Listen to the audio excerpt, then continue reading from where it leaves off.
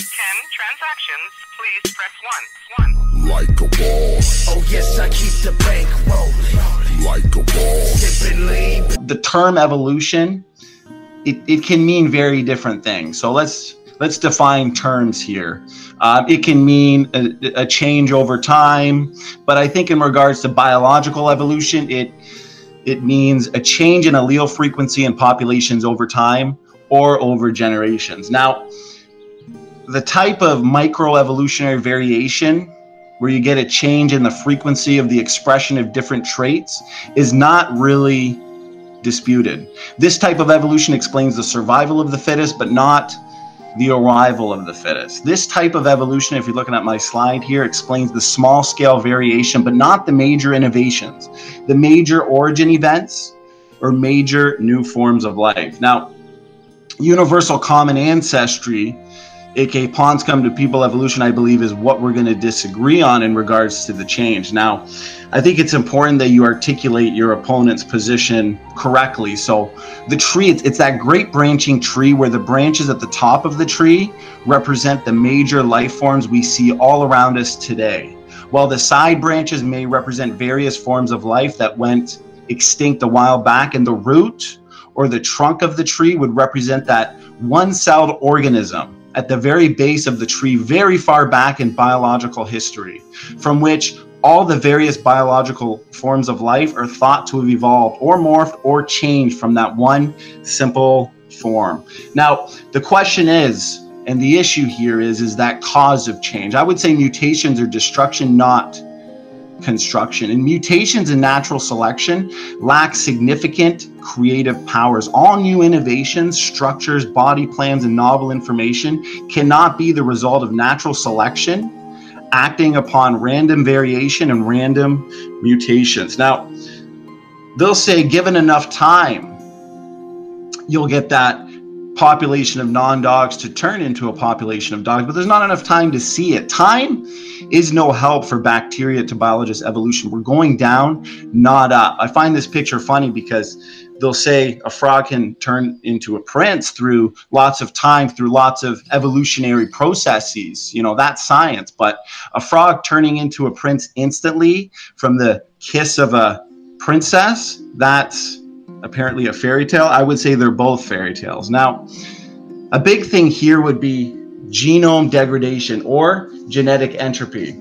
If you think of it this way, we have a genome of 3 billion letters, and you take out one letter, change one letter randomly.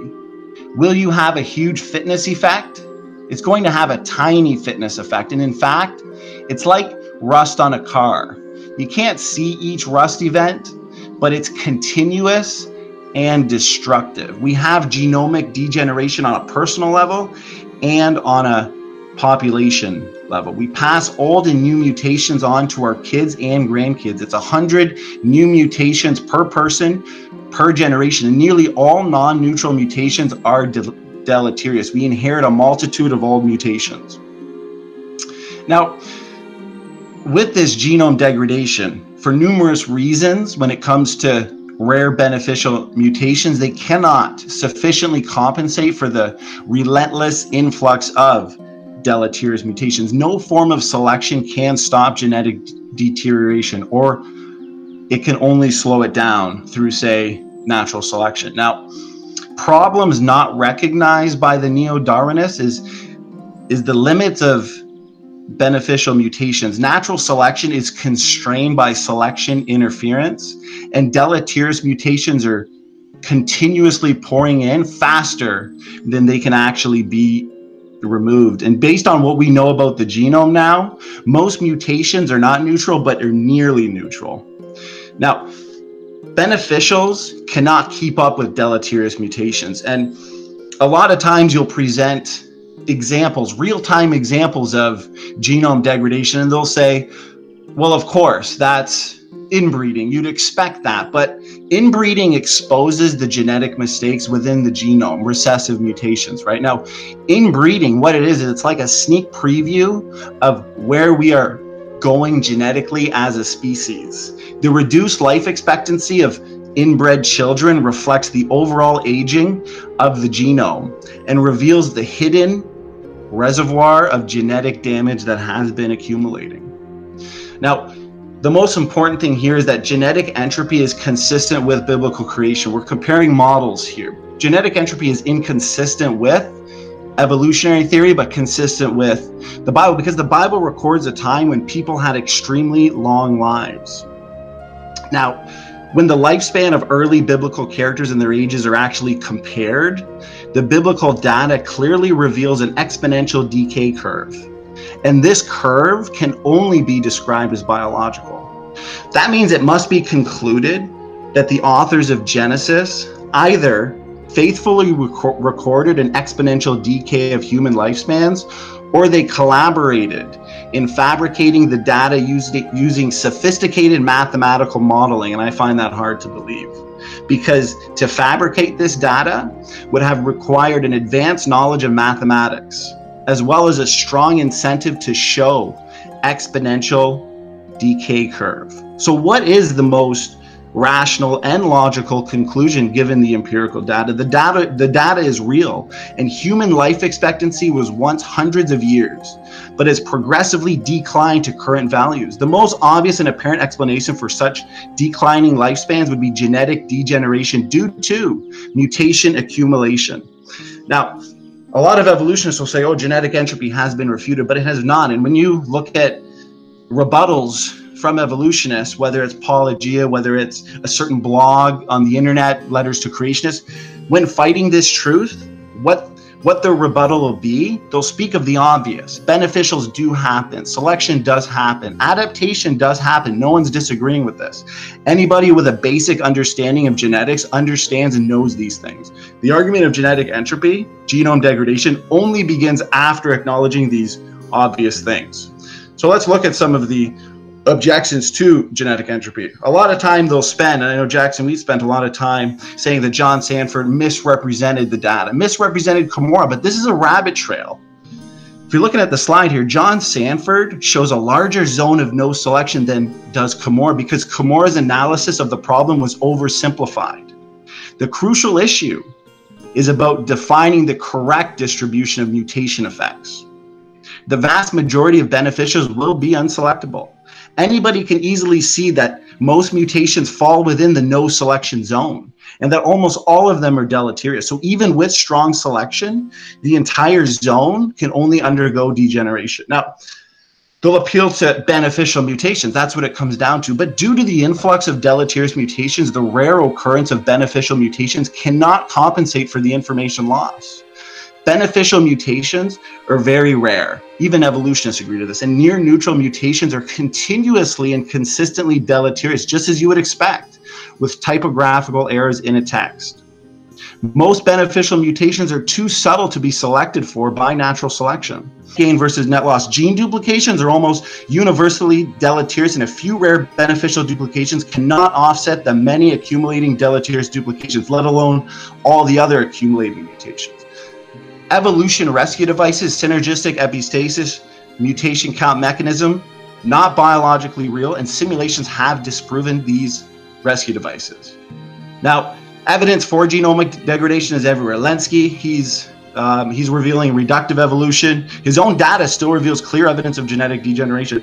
Homo naledi, Homo erectus, Homo neanderthalis, hobbits, all reductive evolution. Mammoth populations were highly inbred. There's a pandemic, entropic degeneration on all levels, Alzheimer's, dementia, autism, and so on. H1N1 went from a red hot pandemic to a whimper to an extinction event in 90 years. Linear accumulation of mutations is what caused this extinction. Super beneficial mutation to the rescue. Super beneficial mutations will not balance out the thousands of deleterious mutations. There's Haldane dilemma. Genomic data tells us that the human genome is profoundly different than apes. So when you actually calculate what would be needed for this type of evolution, it's impossible based on calculations. Yes. Hello, Dr. Stanford. First of all, I just want to thank you for having your talk. I'm involved in a fairly significant group, and your work comes up quite often. My question is a bit of a two-parter. First, you stated that there was 700 billion new mutations per generation, correct? At a genome size of 3 billion, wouldn't we for simplicity's sake, sticking with point mutations, have flipped every single mutation possible multiple times over? Yes. Yes, Okay. basically every possible mutation that could happen in the genome has happened during our lifetime. Great. And then you stated that most mutations are in the non-selectin range. Wouldn't at some point you reach an equilibrium where the deleterious mutations flip and return to the previous state? So flipping of back mutations are really rare. So you'd have your weight, basically the new mutations are flooding in, back mutations are exceedingly rare events, and so it'd be just as if there was no back. There is back mutation, but it wouldn't stem the tide. Thank you. I wonder whether I got that right. You're arguing that the baby differs from both parents by 100 nucleotides. Yeah, 50 from each parent. What is actually the experimental evidence for that? We do next generation sequencing and everything, so one could test that today. Is there evidence for that? Yes, so I think most of the data is coming from parent-child trios, and so they're actually doing sequencing of parent and child, and so they actually can count the mutations. There are parts of the genome where they're not countable, like in tandem repeats and things, so they make some adjustment for that. But the 100 mutations per person per generation now is widely being circulated as the actual mutation rate. What fraction is neutral is debatable. Yes? So have you ever considered a situation with some invertebrate species like horseshoe crabs that have been around for a long time into the geological record? How does a species like that continue to exist? It's really a great question. Kondrashov actually talks about that. He said these lineages should have a lifespan limit. And so one author I didn't include was Dr. Fred Hoyle, famous physicist. He actually was so interested in this that he spent a few years of his life looking at the mathematics of evolution. And he concluded DNA is degrading, and he said any given piece of DNA has a limited shelf life, basically. And so he envisioned aliens coming and reseeding the planet periodically to make up for all the degenerated genome. So really, it's hard to imagine deep time lineages surviving unchanged like the horseshoe crab. It's really a conceptual hurdle. And it's, I think, should be acknowledged widely that how, if current, so one really interesting thing, jumping to the virus issue, is we watched the H1N1 virus go from a red-hot pandemic to a whimper to an extinction event in 90 years. There's a paper recently published that say that all RNA viruses of all different families appear to be evolutionarily young, meaning tens of thousands of years old. Whereas you'd think that viruses would date back to millions or billions of years ago. And so it's really interesting. The time element is something I don't want to deal with. I just want to deal with the present.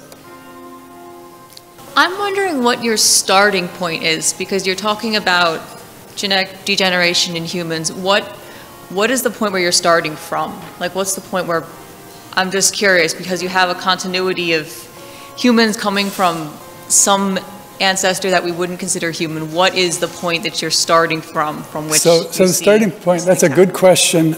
Basically, if we start with a population with 0 mutations, there is a burn-in time where it has to reach equilibrium, where it takes time for enough genetic diversity to build up in a 0 population, a 0 mutation population. And so there is a time where it's unrealistic, the degeneration rate is unrealistically high. And so we acknowledge that, but we could start anywhere. So we could start, let's suppose that all of the human beings in the world disappeared except the people in this room. We could start and say, okay, the average fitness in this room is 1. And then we're going to monitor fitness, not as reproduction, because that's a circular argument. We monitor fitness by function, you know, like IQ or physical strength or things like, or longevity. Those things are a better way to measure it. But it's a great question, and it is a part of the formulation. We do start with mutations with zero, we start our populations with 0, and so that's a factor. But we can restart a population once you've reached an equilibrium, a burn-in point, and we still see decline. Thank you for a fascinating talk. I was just wondering, the mutational load is, as you say, is very high, but there's a lot of redundancy in the function of the human genome, and I'm just wondering if anybody has looked at it from that perspective, that there are similar functions. So maybe a particular mutation may take out one key gene, but there are redundant systems that can actually take over that function. Yes, so that gets in a little bit into the philosophy element, because it looks to me, and a lot of people, like the genome is designed to be stabilized by things like diploidy, or things like gene family backups, or other types of redundancy. So redundancy does, in modern design, engineering design, we look at redundancy as a really good thing, and it is a good thing for our genome. And it's interesting because how do you evolve processes that only have long-term effects? Normally, selection can only act upon things are short. Beneficial mutations have normally a short-term vision of where they're going, so to speak. Yeah. It's also kind of a two-part question. The first thing is about formulations from Fisher, right, and the early on population geneticists. So those are incredibly useful and formal, but they're also extremely simplistic. They assume, as you're assuming still like 100 years later, that fitness is just one-dimensional feature, and that the function of selection is to increase fitness, when it's probably this multidimensional feature, and that the function would be of selection would be to maintain the ability to adapt, and not increase fitness. That's just the construct that was used mathematically to formalize this. Right. And this will lead to the second part, which is the equation should be, as was mentioned, for other species, correct? So for bacteria, for instance, and this has been studied, so this could be looked at. If your predictions are right, this should be observed in bacterial populations. They should collapse after a little bit of measurable amount of time in the lab, because they go through a lot of generations, and you can measure more accurately the distribution of mutations and the number of generations, and even sequence everything and see the predictions. But that doesn't seem to happen. Okay, those are all really good points. Let's see if I can remember what they were. The first one was oftentimes it's not about gain in fitness, but adaptation. Right. I totally agree. Adaptive mutations are real. We can document them. They have value, but they don't necessarily increase net information. So I look at adaptation mutations mostly as fine-tuning systems. And so in a sense, adaptations let a species remain the species, because the species can accommodate changing environments. The second issue you brought up was multidimensional. I totally agree that the typical population genetics formulas are crazily oversimplified. The reason we went to numerical simulation is we call our numerical simulations comprehensive, because we try to consider all the variables, and rather than just like a lot of in the past, numerical simulations only simulate some part of evolutionary process, or like, let's say, the rate of drift, or the rate of and they often have simplifying assumptions like truncation selection or no environmental variance, things like that. So to do good numerical simulations, you have to consider like 30 parameters, and they're all adjustable. But you can look at a wide range of possibilities, but you realize that you can't reduce this to a formula. And so I agree with that. Your last point was? Yeah, exactly that point. If you can't reduce it to a formula, you can't model realistic systems. And then when you look at systems like bacteria, where this is not bacteria. happening, for instance? Okay. So I was talking about bacteria, which Right. relates Okay, to so that the point. bacteria is also a good question. So I recently read a paper about reductive evolution in bacteria, and the long-term E. coli experiment also reflects this, is bacteria rapidly adapt to a new medium or a new environment. And that's really interesting. It's an adaptation. They're not gaining any new function. All those experiments usually actually involve reductive evolution. For example, all of the beneficial mutations in the long-term Lenski experiment were loss of function. Genes were deleted, genes were silenced, or genes were downregulated. So in one case, a promoter, which is normally regulated, became an unregulated promoter. But all that is adaptive fine-tuning. There was no new information being created. And in fact, technically, as the bacteria jettisons unnecessary genes for that environment, they are actually painting themselves into a corner. They won't be able to survive in any other environment. So they become handicapped in a sense. So there's another paper on reductive evolution in bacteria where they say, they were looking at a specific bacteria. They said 1/3 of all random deletions increased fitness. It has to do with getting rid of any genes that aren't necessary for the moment. It's very short term. The bacteria, it works for them short term, but then when they need those genes that they've jettisoned, they don't have them. So that's even that, in my opinion, that type of adaptation is entropic. Thank you. Yeah. Thank you for such a provocative talk where you give us the thesis that according to current biological paradigms, we don't exist. But my question is so much of that thesis hinges on a simple piece of evidence that we don't have a normal distribution of deleterious and beneficial mutations. And my question really is, how can we empirically test this when we can only look to the past and present and we actually don't know the future of mutations? A number of geneticists have tried to quantitate the actual distribution of mutations. It's actually hard to quantify the near neutrals because they're so neutral that you can't see the effect. And so there is a certain amount of assumption there.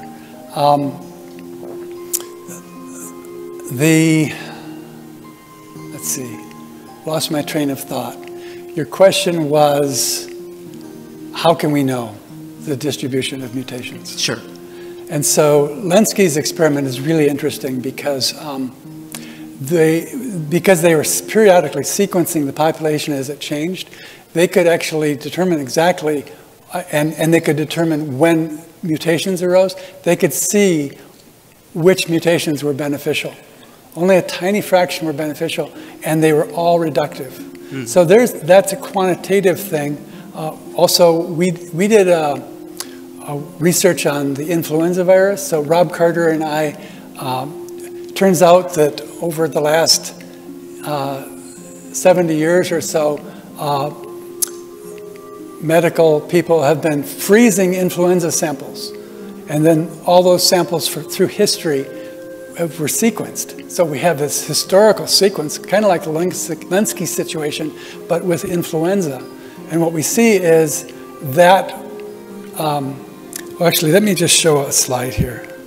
This is our numerical simulation. Mutation goes up perfectly linearly, and fitness goes down with a fitness decline curve. And this is the influenza study that we did. Rob gathered sequence data going back to the 30s, and what he sees is a strict linear accumulation, just in the same way. So basically, it's clock-like. 10% of the H1N1 influenza virus mutated.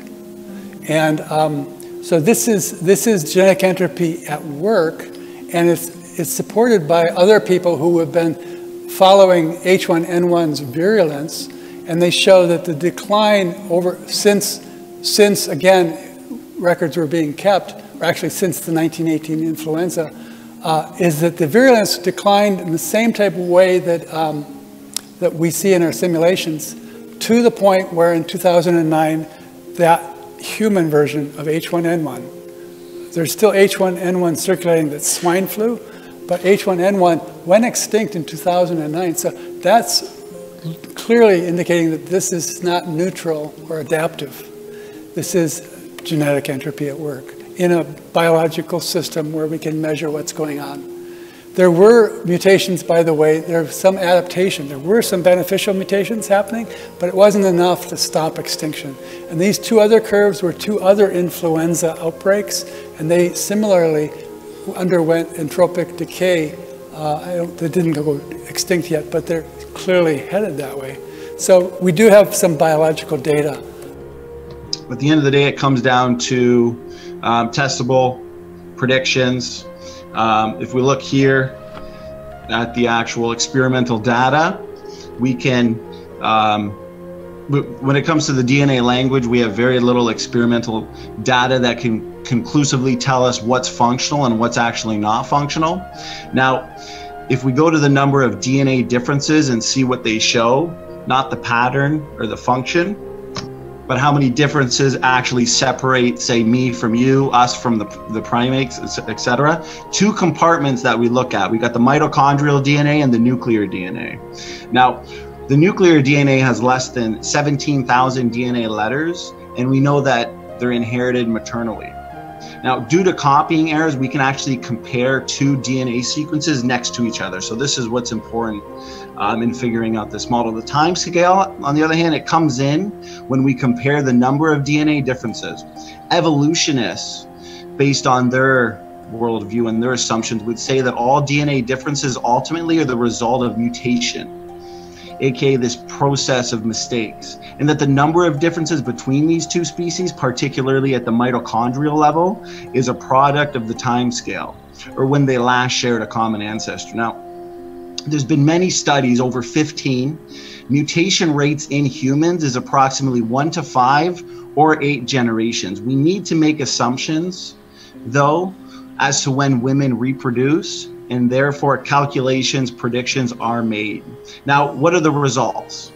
If all women were ages 50 in the human lineage and all chimpanzee ancestors were ages 50 in the chimp lineage, there would be a minimum of 28,000 differences predicted between these two species. And if all women were ages 15 over the past 6 million years, you would have over 350,000 differences. Now, what we actually see in regards to the number of differences between these two species is just 1,400. So if you look at the model here, the actual number is 1,400. Evolutionists have over-predicted this.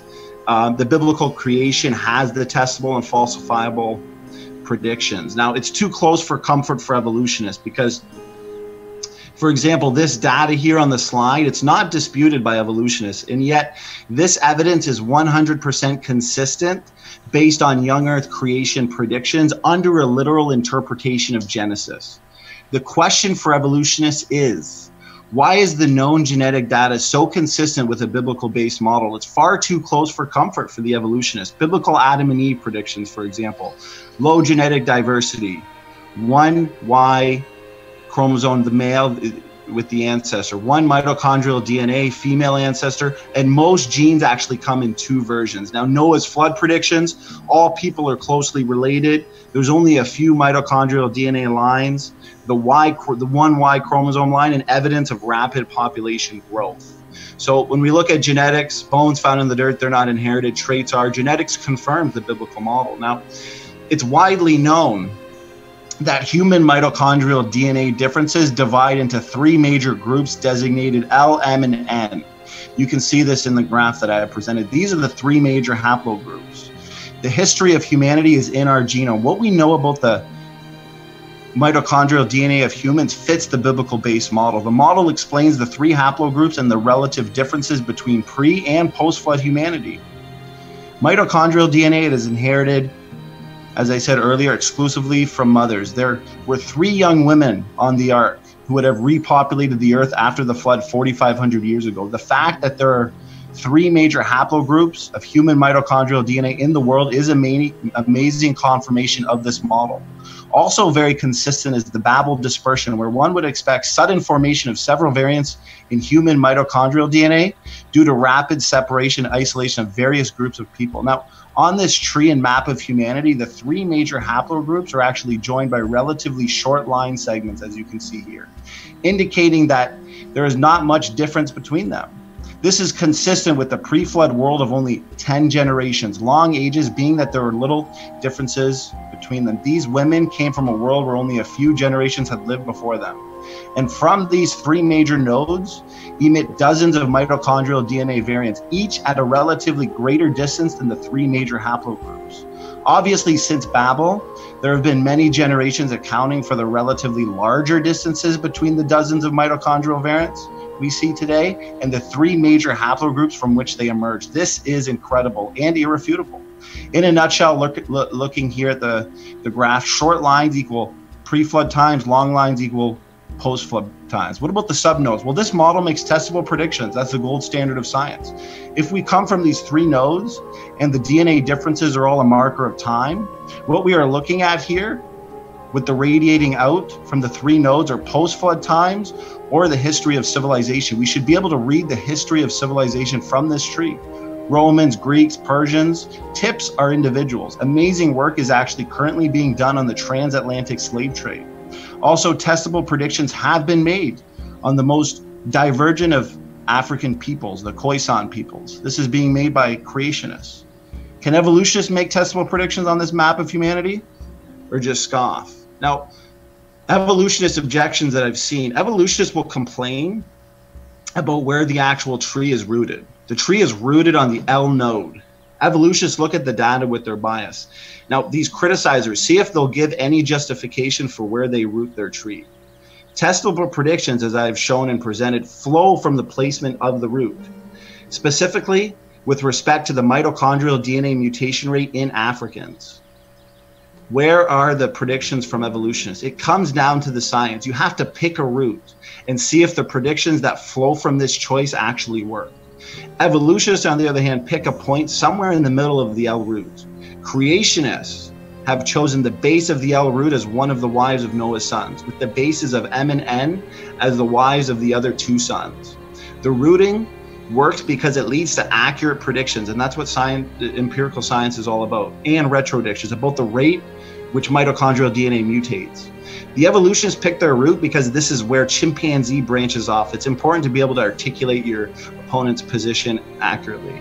Their choice, though, is driven by the assumption of human-ape common ancestry, so they can't use their root choice to argue against that of the creationists. Now, what we're all saying is that genetics match predictions of the flood model perfectly, right? We were talking about how mitochondrial DNA is inherited exclusively from mothers, but there's three young women, married women on the ark who would have repopulated the earth after the flood 4,500 years ago. And what we see is that there's actually three major types of human mitochondrial DNA in the world, right? The L, M, N haplogroups. Now, what's also consistent is the Babel dispersion, where one would actually expect sudden formation of, say, several variants of this human mitochondrial DNA, obviously due to the rapid separation and isolation of various groups of people. And the fact that we observe all this, genetics itself proves conclusively that the biblical model, best explains the observable evidence. But Superbad, I want you to kind of explain it a little more thoroughly. Go ahead, take the floor. By using direct measurements of mitochondrial DNA differences between people groups from all continents, you will more or less get this map when you line up the differences. Doesn't matter where you're from. You're from Asia or North America, South America. As much samples, DNA samples, mitochondrial DNA samples as possible is the best way to get the haplogroups. This map. This is the haplogroup map. This is based on direct measurements of the haplogroups. I did strip away some few evolutionary bias on how they created their map, but of course I will represent the evolutionist position as well as I can. Okay. Okay, by the way, when I say direct measurements, a mom's mitochondrial DNA is directly compared to her daughter's DNA.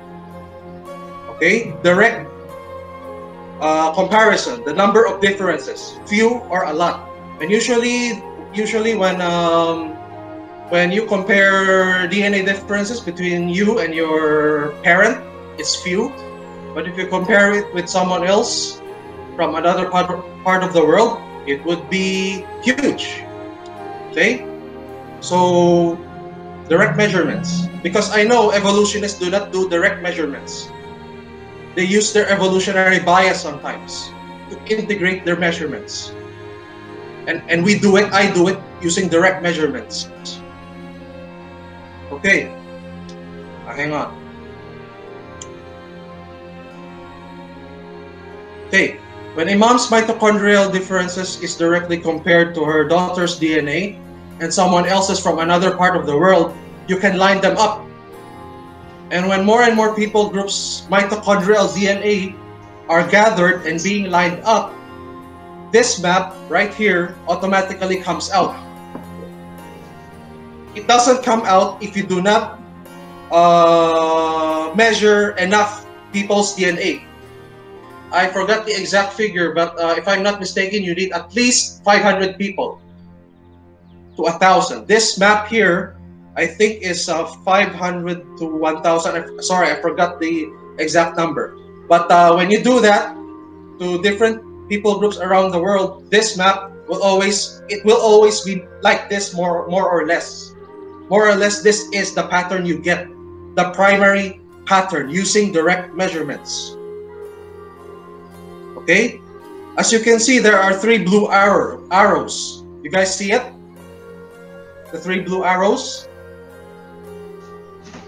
Yes. Okay, the 3 blue arrows are the L, M, N haplogroups. As you can see, they will always be distinct and unique and easily noticeable when you compare mitochondrial DNA differences between people groups from all continents. Okay? And based on creationist assumptions, I will have to use the word assumption, because if I say this is fact, evolutionists will not be happy at all. So the L, M, N are Noah's daughters-in-law. That is our creationist assumptions. Notice the blue arrow is the L, okay? You guys following? The blue arrow is the L. Yes, good point. The blue arrow is the L. The middle blue arrow, there are 3 arrows, right? The middle one is the L, which represents African differences. As you can see, it's in the middle of M and N. And evolutionists interpret that as the starting point which connects M and N. Okay, you following? Yes. Yeah. Now, here's the question. Now, why do they interpret it that way? Why do they interpret that the L, the M and N came from the L? Now, according to what I learned in evolutionary literature a long time ago, and I've been updating myself ever since, they interpret it that way because the L, or the African branch, as you can see, sorry, I forgot to say, the letter L is the African branch. Okay? The letter L is the African branch. It has the longest branch or haplogroups. Did you notice? Here, right here, it has the longest one, longest branch. Did you see it? Yeah. Yes, we see the longest branch. Okay. So, right now, hang on. As you can see, it spans the length of the entire map, right? So right now, we see 2 unique patterns. First, the LMN, Noah's daughters-in-law. Okay, we see that clearly. Always like that when you compare genetic differences in MT. Clear, yeah. Yes. And what is the other thing that we see clearly other than the LMN? The very long African branch. This is how I correctly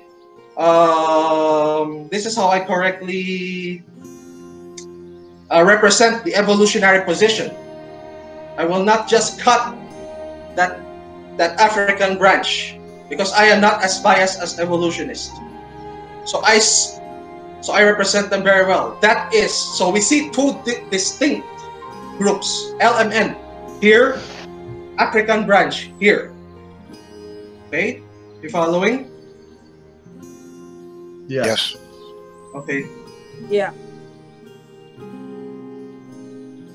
The length of that branch, okay, the African branch, evolutionists interpret that as a long time scale due to larger genetic differences compared to other haplogroups worldwide. And sorry.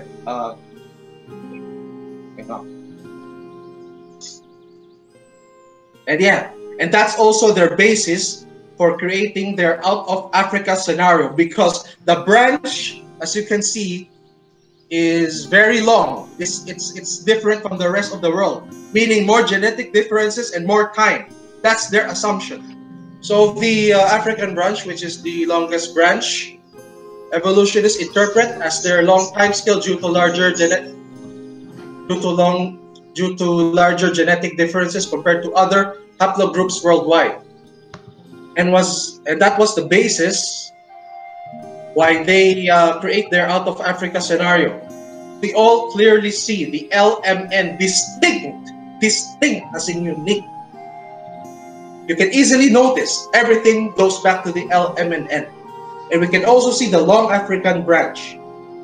Okay, the LMN being distinct is the creationist worldview, and the long African branch is the evolutionist worldview.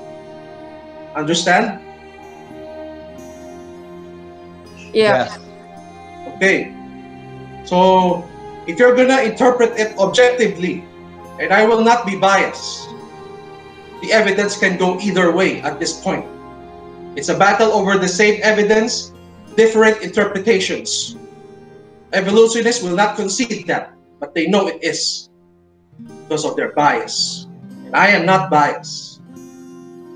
Now, there are ways to break this tie, and it mostly depends on creationist research, which I'm sure evolutionists will not entertain. To break the tie and to defeat the evolutionist worldview, creationists will have to prove that the massive genetic differences in Africa were not the result of a long time scale, that those differences were not due to evolution, but they were due to Africans historically marrying early. And when Africans marry early historically, it will expand the genetic differences in Africa. Okay? If Africans didn't marry early like the rest of the world, then their differences will more or less be the same as non-African mitochondrial DNA differences. We also have evidence of preliminary data that the Middle East may be the hub of genetic diversity more than Africa. Right now, we know that Africa is the largest, has the most genetic diversity compared to the rest of the world. Okay? But the Middle East is also rivaling it. It's preliminary data. We don't know for sure yet. Another hint is that migration patterns in Africa are the same as the Middle East. So which is it? Okay? And if this holds true, this alone could debunk the entire out of Africa scenario of evolutionists. So we will have to wait for a long time before we completely understand the DNA language. We may not know the end results of all of this until we understand the entire DNA language. Biased evolutionists who have a lot at stake in this creation-evolution debate will not admit that they have a lot at stake. Even when I was still an evolutionist before, I have already seen this bias. And I didn't care at that time because I wasn't a creationist yet. Okay, let me go back to the point. There's another evidence against the out of Africa. All right? And evolutionists did not include this in their out of Africa because it contradicts their data, which pisses me off. Okay, when you go to the west of Africa, okay, all right, let me explain this clearly. Let's say this is Africa, right? And this is the Middle East. When you move away as far as you can from the Middle East or Africa, genetic diversity decreases. Okay? From any direction, genetic diversity decreases. Now, the same is true. Okay? I was talking about the world. Now, let's go to Africa. It's the same case in Africa.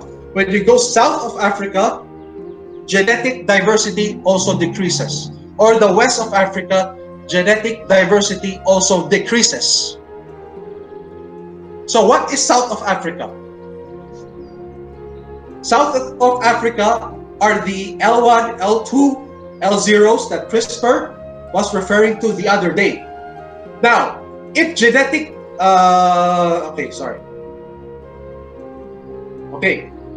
it means, at first, right, we use the globe, right, the world map. When you move away from the Middle East of Africa, genetic diversity decreases, but it's also the same with Africa. Move south of Africa, move west of Africa, genetic differences also decreases. It means the center of genetic diversity is either in Northeast Africa or the Western Middle East. If this is true, the center of the genetic diversity worldwide is in Northeast Africa or Western Middle East. So what happens to the other L's CRISPR was referring to the other day? The L1, L0, L3, the other L's he was referring to. They collapse as well. Because those L's that you refer to rely on larger genetic differences. But if those genetic differences are lower, or they decrease as you go south, and since the L's are in the south, then what happens to your L's? Have you thought about that? Okay. That's a good point. I mean, if evolution were true, we should have seen more haplogroups pop up around the world altogether, and we should have seen more of them pop up in Africa, and we wouldn't see the dependency upon L. Yes. Yeah.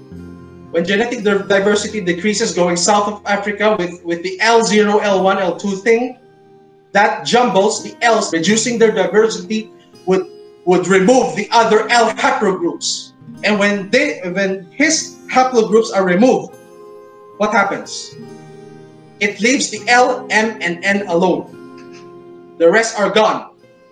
And when that happens, the map completely then belongs to creationists.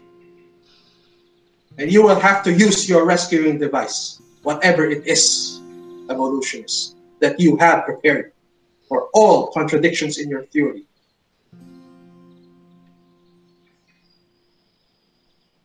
For some reason, a skeptic tends to think that creation science is a brand new chain of science that has no experiments, predictions, or empirical data to support it, like somehow creationists invented their own new branch of science to combat evolution.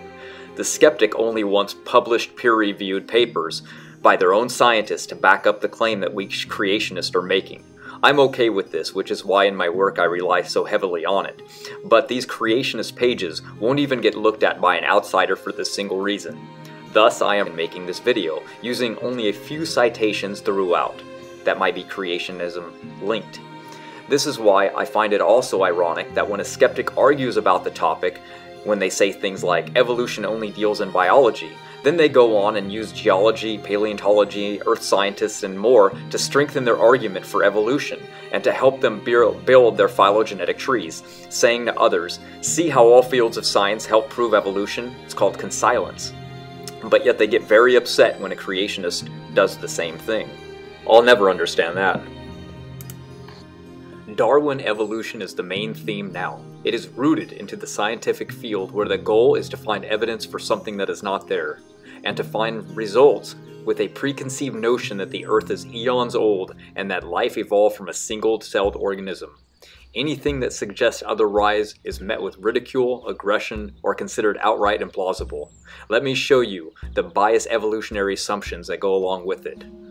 1. Assumes long time scale into all calculations. 2. Assumes common ancestry. 3. Assumes mutations as the cause and source of all variety. 4. Assumes beneficial mutations are constant throughout all life and that they cause evolution to occur. And there you have it. I dare anyone to deny this. I prove this throughout my work and beyond a shadow of a doubt. Those new to my work will have their faith strengthened if you are already a believer. And if you are not, then you are about to learn the other side of the coin and find the evidence was simply interpreted wrong and you were fed a lie that was getting recirculated over and over again.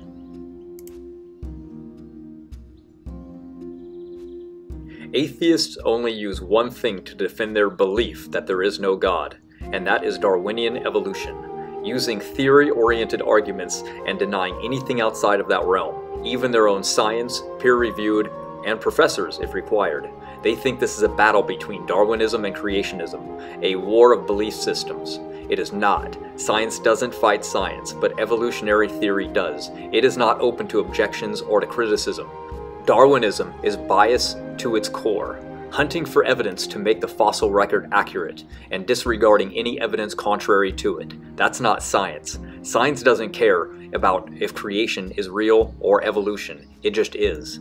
People put their interpretation on discoveries to obtain the results desired so that their grant funding continues. You see, this is what many people do not understand. The theory of evolution has become a business. It is a movement with a given direction. It is not a passive, multi-directional, evidence-oriented system. Evolution is the only theory protected by governmental law and the courts. All secular science fields have given the direction for what to teach and what the science education system has become. Pure indoctrination. This is the type of attitude among skeptics today. It is like when I like to talk to military guys about the problems with the military. They will argue until they die, never seeing the other point of view. And it's okay, most people are this way, but the fact remains that the government doesn't give grant money to fund scientists, paleontologists, geologists, or anyone for that matter to find contrary information to what they were given the grant money for. Did you know that the famous Australopithecus, or aka Lucy, was found just less than 2 weeks before grant money ran out on November 24th, 1974? What a coincidence, huh? Well, not really. College professors write new books each year. That's how they actually make money, because teaching pays like garbage. So the circle of knowledge just gets recirculated. It's a business and money rules. How do we filter out the lies or figure out what the truth really is? So we study and study and study. Knowledge is the true key, and it is what alone will help us to determine what is fact and fiction. Indoctrination into Darwinian evolution, not the multitude of other evolutionary theories that exist, just that one. Currently, there are over 27 different species concepts. There is also the belief of transpermia and panspermia. There is also the belief that pigs mated with monkeys. There is also the belief that we originated in the ocean and many other concepts, but it is only Darwinian evolution that is pushed onto kids to this day. Let's debunk Aaron Ra, shall we?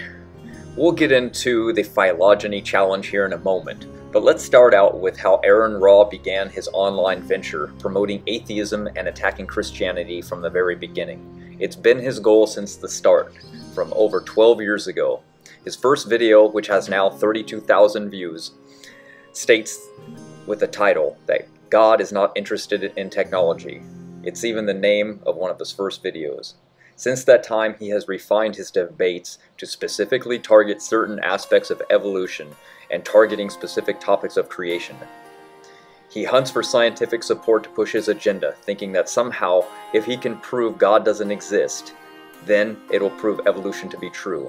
He knows that his only option, if evolution is wrong, is that special creation is right.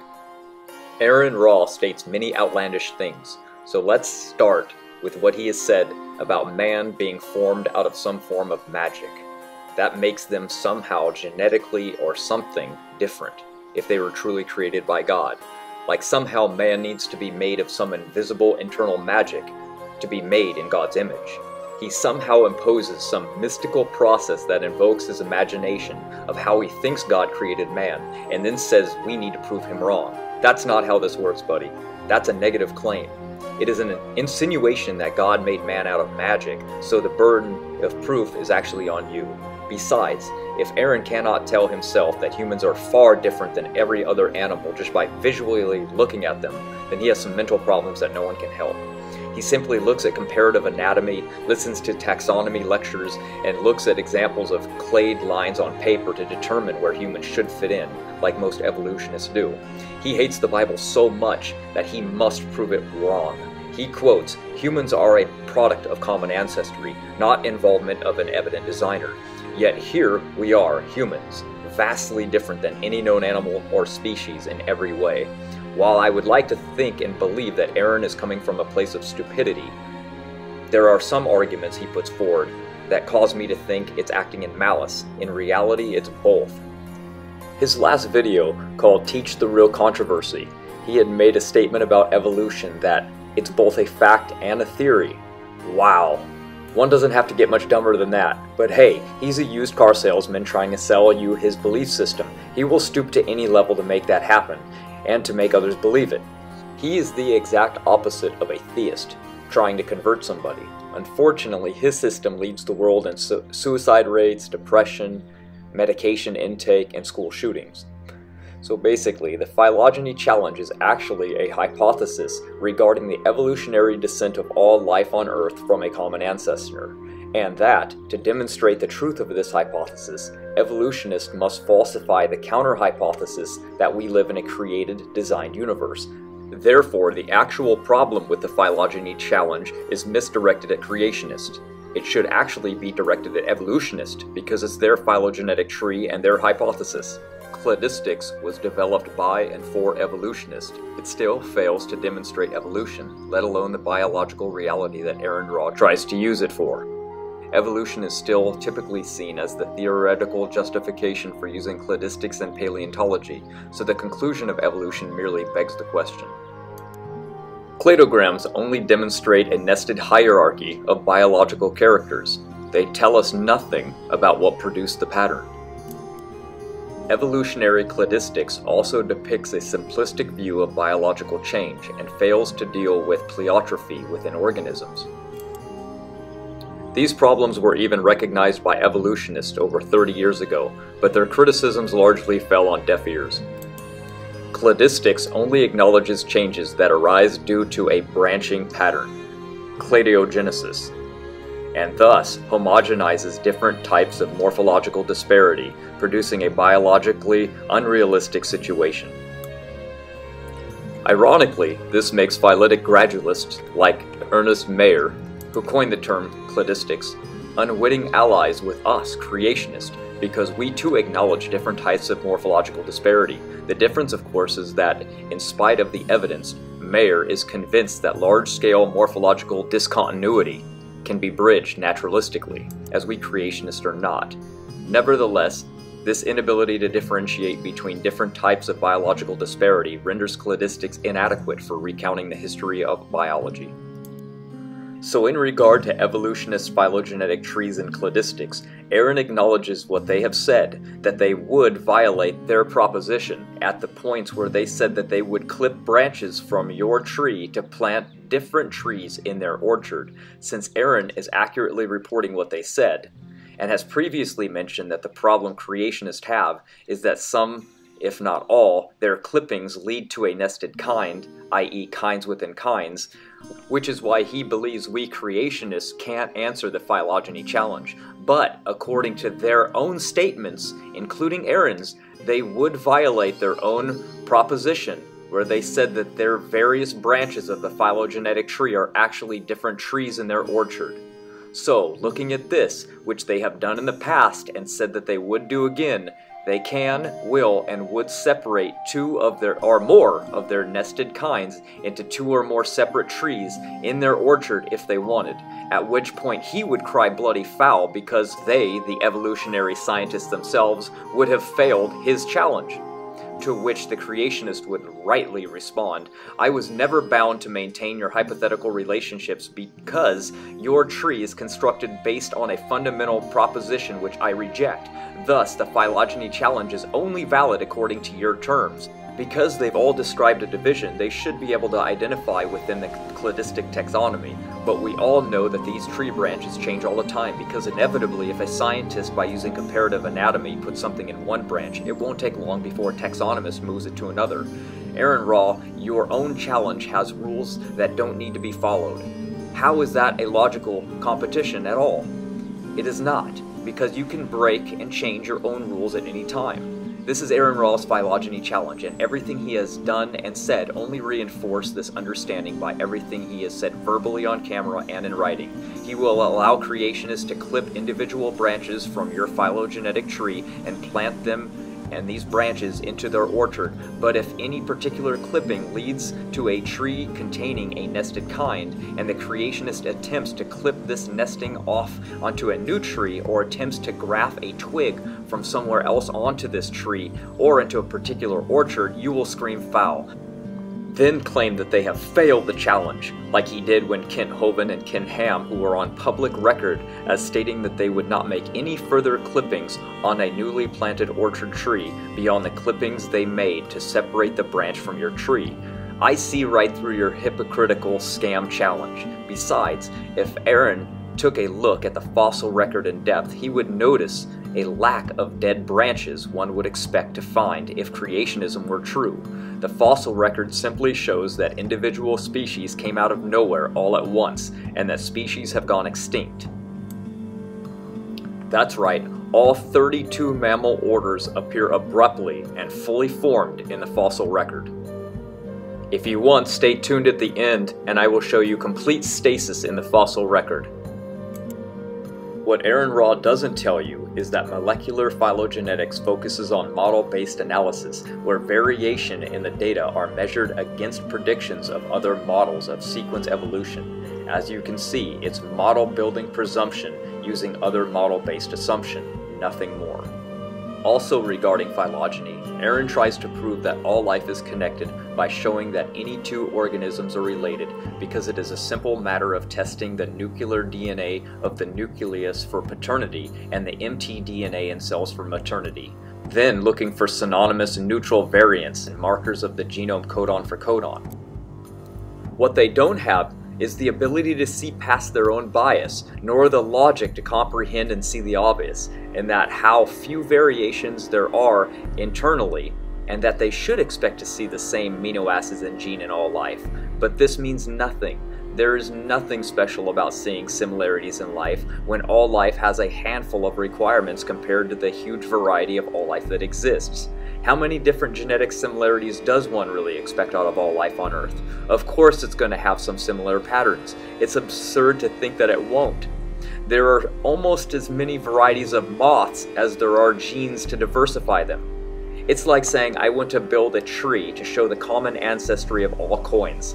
I have a pocket full of change, so I come up with a hypothesis and conclude that anyone who has similar coins in their pocket are probably related.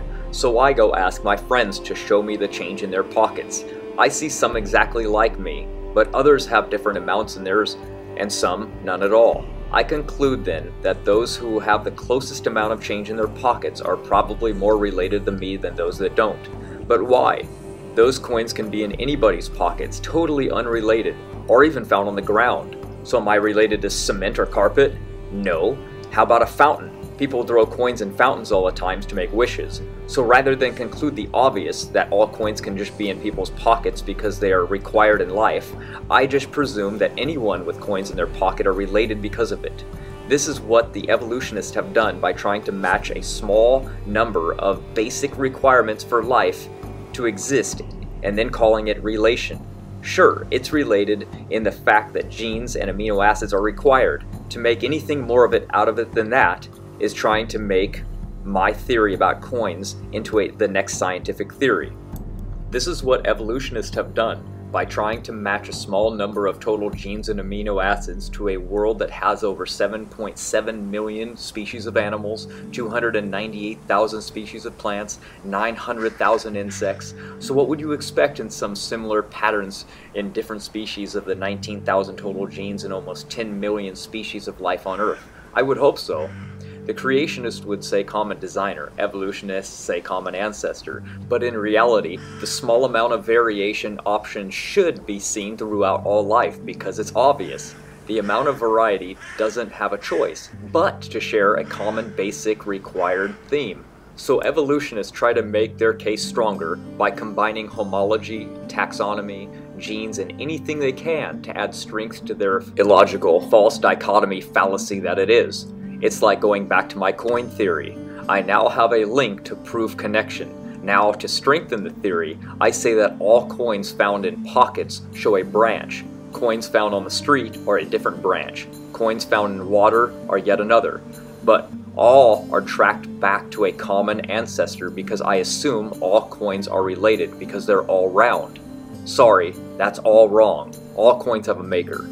But now I need to strengthen my coin theory, so I want to go a step further and find out which coin is older.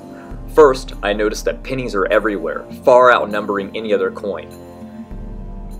They're also just a single cent, so I assume that this is the most simple coin of them all.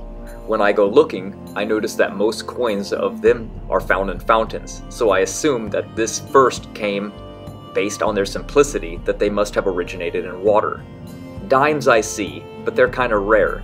Nickels, however, I find everywhere on the ground, usually alone, and they're often filthy. People don't even bother picking them up because their value isn't even worth the filth that they're in. So I assume that this coin was next to evolve because of its abundance, as well as the filth that they're in and scattered everywhere. Quarters, however, I hardly ever find on the ground, but I do find them in people's pockets, so I assume that they are the highest evolved and the last to evolve, the most recent of all coins. But the fact is, none of this is real. This is just a big story being played out where assumptions dictate my tree and every branch is simple, yet it appears to have validity on the surface. In reality, it's obvious that pennies are more abundant because they are of the least value and are abundant in society, and that quarters are next because they are required by everything from parking meters, vending machines, toll, payphones, and more. The fact is, the actual order of coins has nothing to do with my predictions, and if you look at the coins based on abundance found, it's actually pennies, quarters, and nickels, then dimes, not pennies and nickels, dimes, and quarters. Why? Because it's what people use the most often, not because of one being older than the other or where they came from. So my base premise and hypothesis of this theory is worthless, just like phylogeny is. My example is just one portrayal of how a tree is made.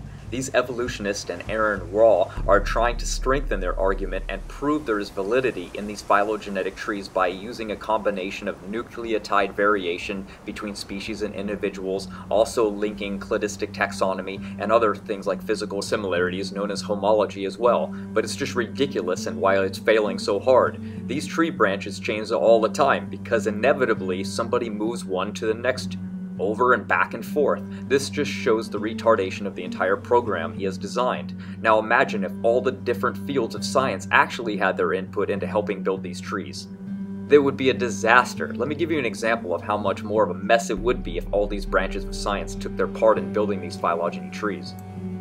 Let's take, for example, the skunk and the human. Starting out, scientists would have to figure out where this creature fits in, so we began to look at its life.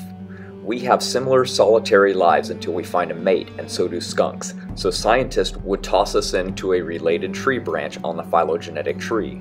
But then a geneticist comes along and notices that we are not related to skunks at all. Their chromosome count is 50 and humans is 46. So they get pushed back off the branch. Then along comes an anatomist who notices that a skunk has body hair and so do humans, so they get added back onto the branch. Then along comes a taxonomist who removes the skunk again from the tree branch because we are not in the order of carnivora. We humans are hominids. Then along comes an ethologist who notices that they are active year-round and so are humans, so they get added back into the tree branch. Then along comes a zoologist who notices that they have an anal scent gland and that they use this as a defensive weapon, as where humans have no such thing, so they get removed from the tree branch again. Then along comes a statistician who notices that they are found in most states, just like most people, so they get moved back into the branch. Then a kinesiologist notices body movement are not similar to ours, so they remove the skunk from the tree branch. Then along comes a homologist who notices that they look the same as newborn babies, so they get moved back into the branch. Then along comes a pathologist who notices that skunks can spread rabies, but humans can't do this, so they remove them from the tree branch. Then along comes a mammologist who says, well, skunks are mammals and so are humans, so they get put back into the branch again. Then a linguist notices that skunks have only basic rudimentary communication skills and never produce language, so they get removed again from the tree branch. Then comes along an anthrozoologist who notices that they don't go into hibernation, just like humans, so they get added back into the family tree branch. Do you see the trend now? Nonsense to its core. Every branch of science contradicts the other.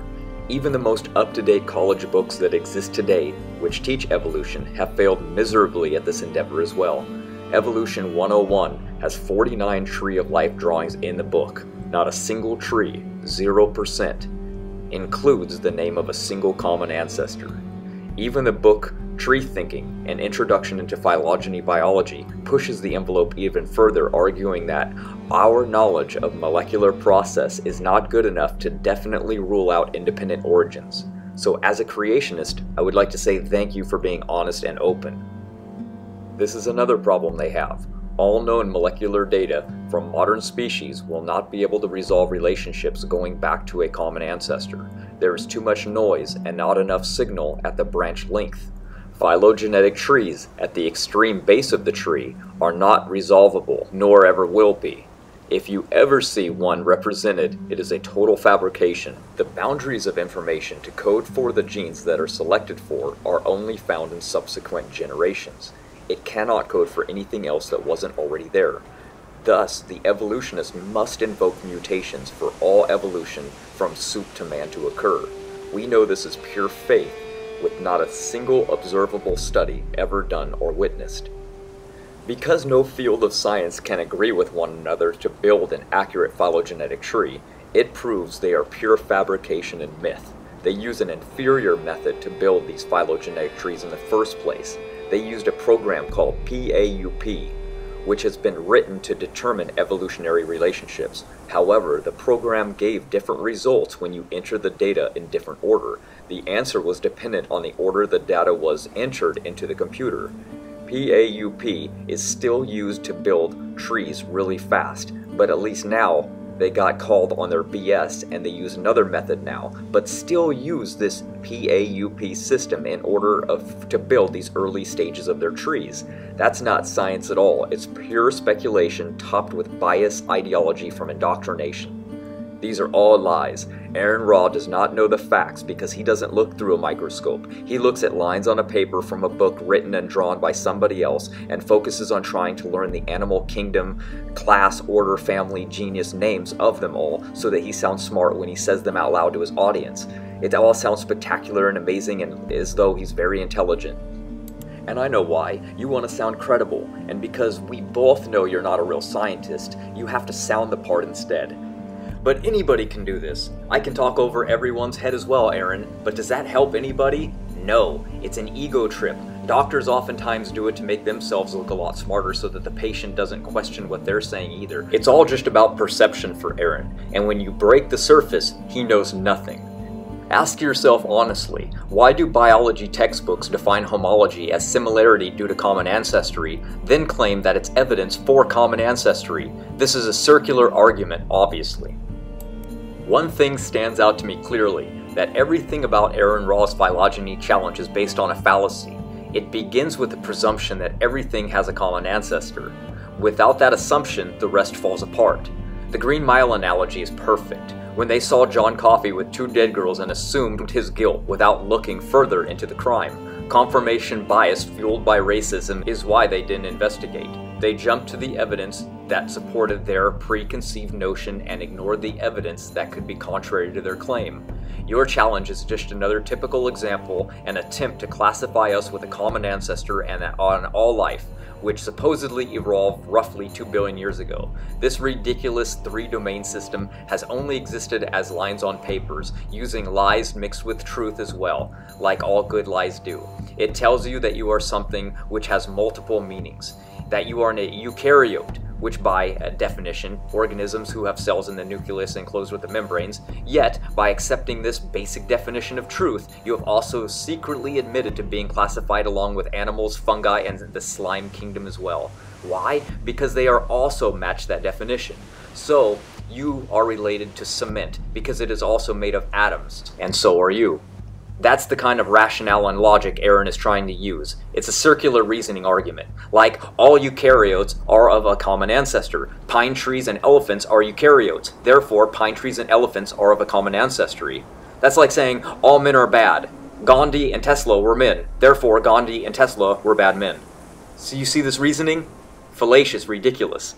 Or how about, all Christians believe in God, all Muslims believe in God. Therefore, all Christians are Muslims. Even according to molecular biologist W. Ford Doolittle from Stanford University, who states that they have failed to find a true tree, not because their methods are inadequate, but because the history of life cannot properly be represented as a tree. The dream of finding a molecular tree of life using cytochrome C or any other biological compound remains only as an elusive evolutionary dream. And at the Oak Ridge National Laboratory in Tennessee, biologists compared 1,000 genomes. They found trying to build relations for phylogenetic trees is a waste of time because genetically there is not enough shared information between all life. I quote, "There are different ways to have a core set of instructions, but of the 1,000 genomes available, not a single protein is conserved across all genomes." So now, multiple studies have confirmed trying to build phylogenetic trees are a joke. So Aaron, if your version of evolution is true, assuming humans are still evolving naturally and haven't taken complete control of their own evolution, then we should eventually expect to see, through a series of small changes in our population accumulating over millions and millions of years, a descendant species that no longer is recognizable as its parent species. Aaron, you say that everything that can happen will happen, given enough time. That statement is logically incorrect, and actually factually incorrect as well, since we see such vast stasis in the fossil record.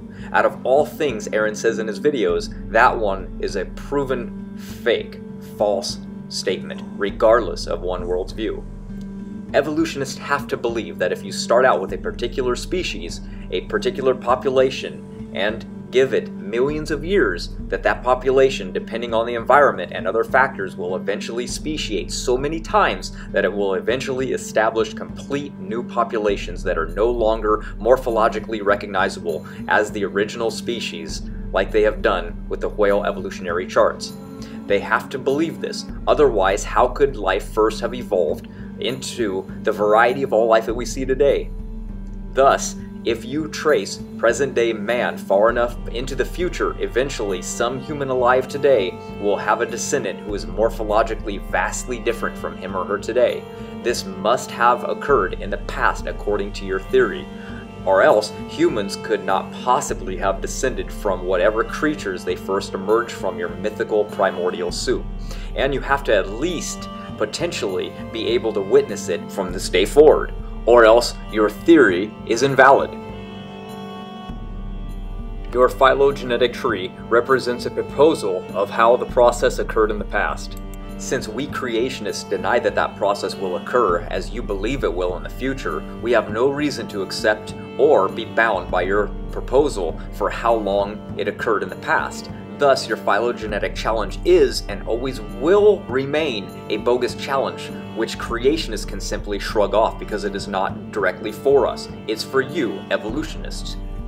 Yet, Aaron makes the statement in his video, thus, there would never be a generation of evolutionary descendants that were completely unrecognizable as being related to or descended from their ancestors. Then how could the reverse ever be true, Aaron? This is totally contradictory. How could there ever be a generation of evolutionary ancestors that were completely unrecognizable as being related to their descendants? Or do you honestly believe that a pine tree looks even remotely like a human being, since you are on record as claiming that humans and pine trees do share a common ancestor, right? Again, he says it another way as well, stating, there will always be a determinable relationship, just as there is between birds and dinosaurs, or between humans and apes. We have, in no wise, completely unrecognizable from them, and that was formally recognized by creation scientists even before anyone proposed evolution. So, where did pre-Darwin scientists, or anyone for that matter, recognize that birds were unrecognizable as dinosaurs? Citations needed, Aaron. Come on. As for apes and humans, our similarities are about as much as they have in similar with body shape, like 2 legs and 2 arms. Hell, a raccoon's hand looks far more similar to a human's than theirs. Since his theory claims that my lineage traces all the way back to the first inhabitants of this mythological primordial soup, as does yours, and he admitted that evolutionists are unable to offer DNA proof that would identify my specific ancestors along the way back to this slime, then why is it real? Graciously giving Aaron millions or even billions of years to his theory to demonstrate the validity of this claim that small changes in a population over time accumulate into a population of creatures that are radically different from the present-day population of which they descended. And now you tell me that you can't, because as you claim, thus there would be never a generation of evolutionary descendants that were completely unrecognizable as being related to or descended from their ancestors. Aaron, I bear very, very, very, very little resemblance to my single-celled prokaryote forebears, don't you? But you somehow believe that birds are dinosaurs and that humans are related to pine trees through a common ancestor, so your opinion as to whether A resembles B, comparative anatomy theory, is totally bunk. What I understand is that you have a hypothesis which says that dogs and humans share a common ancestor, as do humans and pine trees, and that you have acknowledged that your hypothesis cannot pass the genetic paternity test I have laid out before you because you cannot possibly obtain the DNA necessary to support your hypothesis. I further understand that you have said and acknowledged that humans a few 100 million years ago from now will not be recognizably different from present-day humans, yet you also claim in the same breath that present-day humans evolved from the same primordial population of creatures from which pine trees evolved, which was totally unrecognizable. I also understand that you apparently also believe in the contradictory belief at the same time that the creatures in your primordial soup slime bore a remarkable resemblance to present-day humans and to giraffes and to foxes and to whales and to trilobites and to dinosaurs. Lastly, I also understand that evolutionists like yourself have somehow managed to reconcile this sort of irrationality into your theory you believe to be coherent, which both does and doesn't lead to recognizably different creatures depending upon which way you proceed through the evolutionary timeline. Your theory has no rules and can explain everything, thus it is not a theory at all. It is a hypothesis that cannot even pass step 1 in logic or the honesty test. Regarding cladistics, there is no reason to assume that the nodes of the cladiograms represent punitive ancestors, and there is no direct lineages ever demonstrated. Cladistics doesn't demonstrate evolution. Cladistics is a classification scheme just like taxonomy is, nothing more. Just lies to swindle man into the animal family, and that all life is related to a common ancestor. Aaron Raw, your phylogeny challenge has been answered, and the answer is it is not an actual scientifically valid challenge or a test at all, especially geared towards young earth creationist or intelligent design. You have yet to demonstrate that a creationist orchard, lawn, tree, or whatever cannot be constructed without any reference whatsoever to your phylogenetic hypothesis. And in fact, I have proved to you that in the past with independent, impartial collaboration in the form of the Berkeley EDU links that I have corrected you with, you are incorrect. Now, everyone knows that the phylogeny challenge is trash, and why it's trash. However, in my work, I pretend that it's not complete garbage, and I answer it in a variety of different ways. If you care about looking at the work, feel free to read through the book. If not, I don't really care. So Aaron, your challenge is worthless for many reasons, but the number one being that you can violate the rules and everything you have drawn on paper cannot be proven, only alluded to. Homology, let's look at sedans, for example, that are made and manufactured in not only Asia, but also North America and Europe. They all share a common set of features. Even though there is a vast geographical separation from the manufacturing locations of Honda, Chevy, Mercedes, they all have 4 wheels, doors on the side, windshields in the front, brake lights in the back, and a wide variety of other shared characteristics. Is this reason for similarity due to common ancestry? We know that the reason for this similarity is actually because cars were designed for similar functions. Created heterozygosity hypothesis explains the rapid speciation after the flood and after creation, because if you have heterozygous ancestors, an almost limitless variety of combinations of chromosomes, genes, and traits are possible. If we must go by taxonomic principles, then we must accept that humans are apes, then we also must accept that equally chimpanzees are monkeys, and that is 100% wrong. Evolutionists are always trying to prove common ancestry by classifying things together, by any means necessary. We shouldn't smuggle taxonomic principles into everyday language or school textbooks and teachings to make a political argument or to push an agenda, and that's what humans are apes ultimately is. It is an argument that we aren't as unique or special at all. We are just another species of ape, not created by God, but evolved by luck and chance to what we are today, which is a total lie still being pushed with vigor. I advocate the idea that we use taxonomy for its intended purpose and not insist that English do the job instead. We aren't apes, and it's okay to be intellectually honest and teach everyone you know the same. The PAX6 is one of those pesky instances for evolutionists where extreme genetic similarity popped up in a place totally unexpected and unpredicted by evolutionary biologists. In short, scientists have discovered that organisms as diverse as jellyfish, arthropods, mollusks, and vertebrates all use PAX6 to control development of their very distinct types of eyes. Because their eye types are so different, it previously hadn't been thought of that these organisms even shared a common ancestor with an eye. Evolutionary biologist Ernest Mayr explains the havoc wreaked within the standard evolutionary phylogeny when it was discovered that the same genes controlled eye development in many organisms with very different types of eyes. It has been shown by morphological phylogenetic research that photoreceptor organs, aka eyes, had evolved at least 40 times independently during the evolution of animal diversity. A developmental geneticist, however, showed that all animals with eyes have the same regulatory gene, PAX6, which organizes and construction of the eye. It was therefore at first concluded that all eyes were derived from a single ancestral eye with a PAX6 gene, but when the geneticists also found the PAX6 in species without eyes and proposed that they must have descended from ancestors with eyes. However, this scenario turned out to be quite the opposite, and the wide distribution of PAX6 required a different explanation. No valid argument had been made to date. Since the PAX6 discrepancy has made problems worse, it is now believed that the PAX6 has an unknown function in eyeless organisms. The odds of different species independently arriving at the same genetic mutation solution are statistically improbable. But if we require a Darwinian evolutionary answer, such an improbable event is actually what must have occurred. The observed distribution of the genes like PAX6 demand extreme convergent evolution at the genetic level worldwide. Highly illogical, highly improbable, just like all of the evolutionary theory. ERVs have function, so they are not your rescuing device anymore either. They are a necessary defense mechanism for the developing embryo, and they are actually controlled by the innate immune system. When they mutate, they lead to disease. Dormant, useless things would not do this.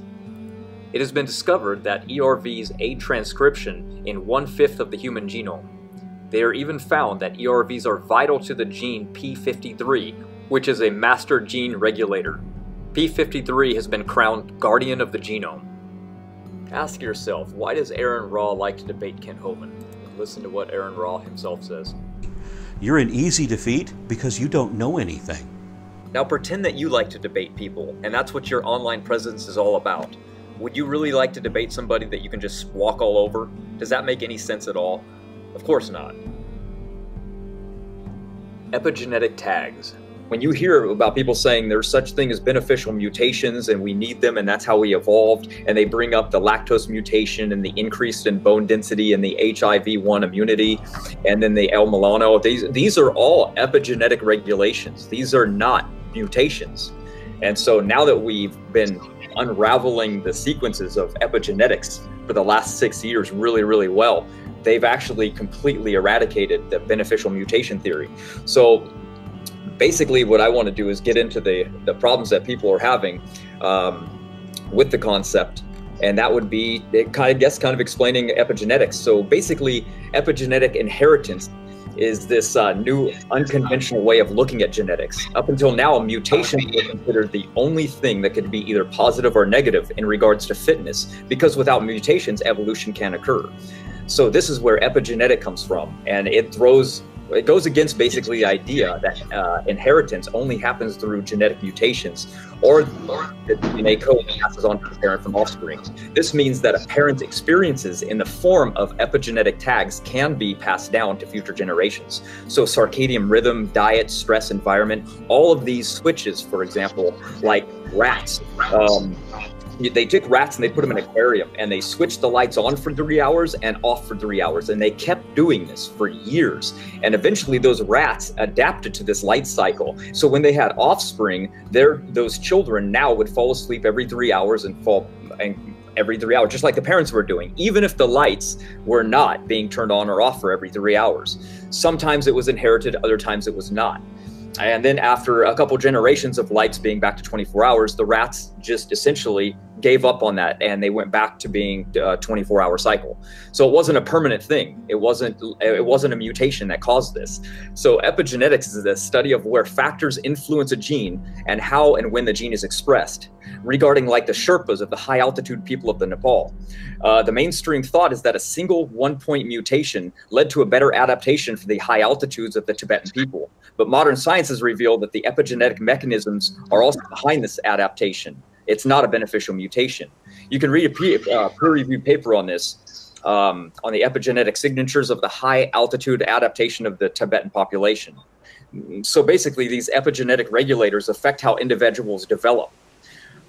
This is pretty much which are causes of changes in the expression of the genes or action of a gene, or any gene, for example. We have longevity genes in us, for example. They're called the FOXO genes, and they're 7 sirtuin genes, and these are mediated by epigenetics. They're not mutations. They're turned on and off. Like for fasting, for example, turns off an mTOR, and it activates these longevity genes. We want that to happen. And until we can go in and mutate these genes and constantly leave them on, we have to rely on epigenetics to do that. And we are in control of these genes by what we do. If you think about it like twins, twins have identical DNA, and think about it like one person turns 50 years old and so does the other one, right? But one will have cancer or heart disease, the other might not. One will go bald or be bipolar or start to lose their eyesight where the other doesn't. This is because of epigenetics. It's not inherited genetic mutations like we're told. Take, for example, the epigenome, which keeps a long life communication between environment and our genes that turn on and off tumor suppressing proteins. This is a reason why one twin will get cancer and the other will not, because epigenetic changes via the individual diet or environment it'll cause this. So when you hear about beneficial genetic mutations, you are actually hearing about epigenetic regulation, not beneficial mutations. This is why the Sherpa people who have been called beneficial mutations that allow them to thrive at this high altitude, yet when they relocate and have children, they pass on none of these beneficial mutations, so-called, for these high altitudes, because they have no genetic requirement for living at such altitudes. So again, it was never a beneficial mutation. It was already present in the gene that got switched on. Evidence is now shown that it's nurture over nature. So to make matters worse for evolutionary theory, epigenetic modifications themselves are actually often resulted in DNA errors. And this leads to gradual but inevitable DNA degradation as well. So epigenetic adaptation will never result in any kind of evolution, because epigenetic mechanisms only regulate pre-existing biological information. Since epigenetics is not mutation-based, and there is no actual proof for beneficial mutations anymore, of all these things that we're talking about, like the lactose mutation. They claim that it was a single SNP, a single point mutation resulting in lactose persistence, but that's wrong. It's epigenetics like all the rest. It's actually a methylation level, MCM6 and LCT genes. So as far, the more they look into the epigenetics, the more that they find that it's that relation and it's not a mutation at all. Beneficial mutations are dead. There is no such thing. And if beneficial mutations are through, evolution is finished.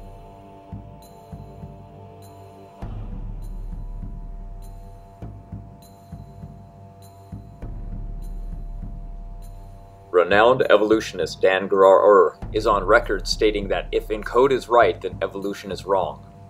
He cannot allow this to happen. He will fight it at any cost. It is his livelihood that is at stake.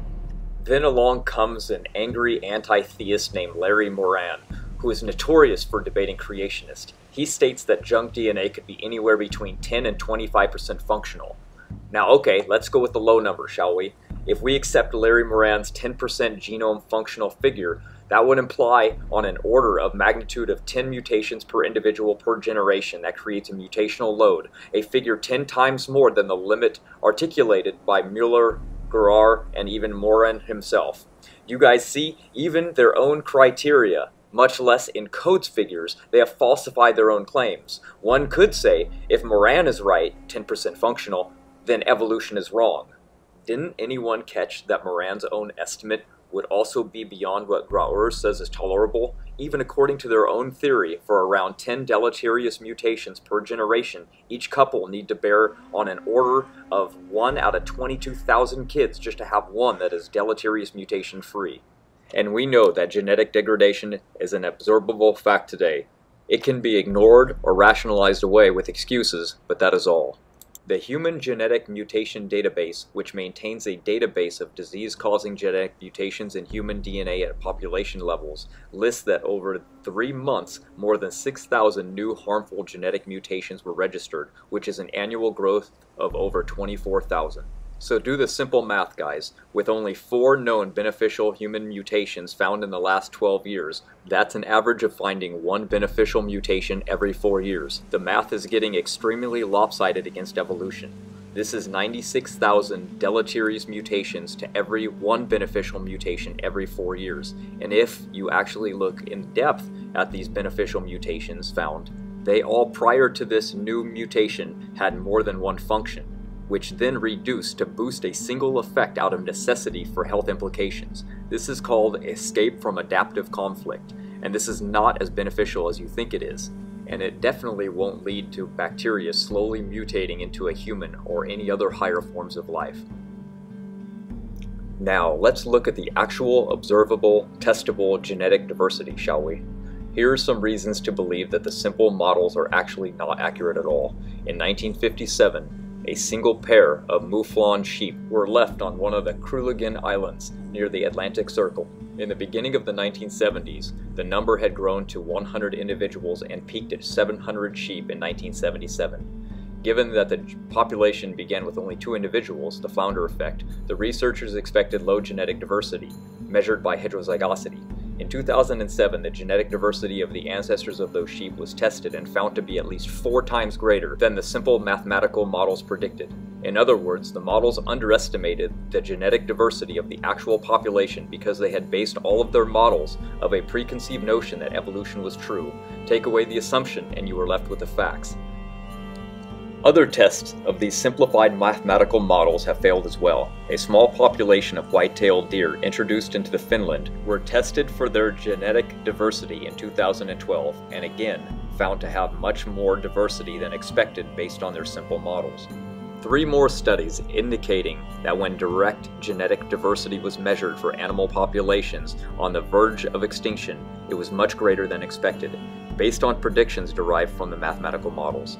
The study involving sheep, bacteria, horses, and gray whales, in which the initial populations were all known, researchers measured the genetic diversity many generations after the initial populations were established. The genetic diversity was known down the line was much greater than ever expected, again, based on models relating genetic diversity and population size. In other words, their assumption method failed validation in each of these cases where all known origin of 2 individuals were conclusively known.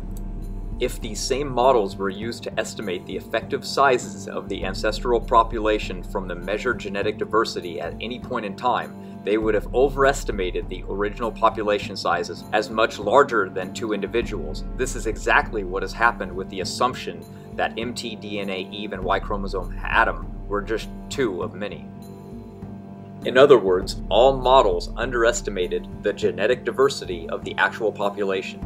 So if observable data presents one thing and then scientists tell you another, why believe it? Oh, that's right, never mind, don't question anything.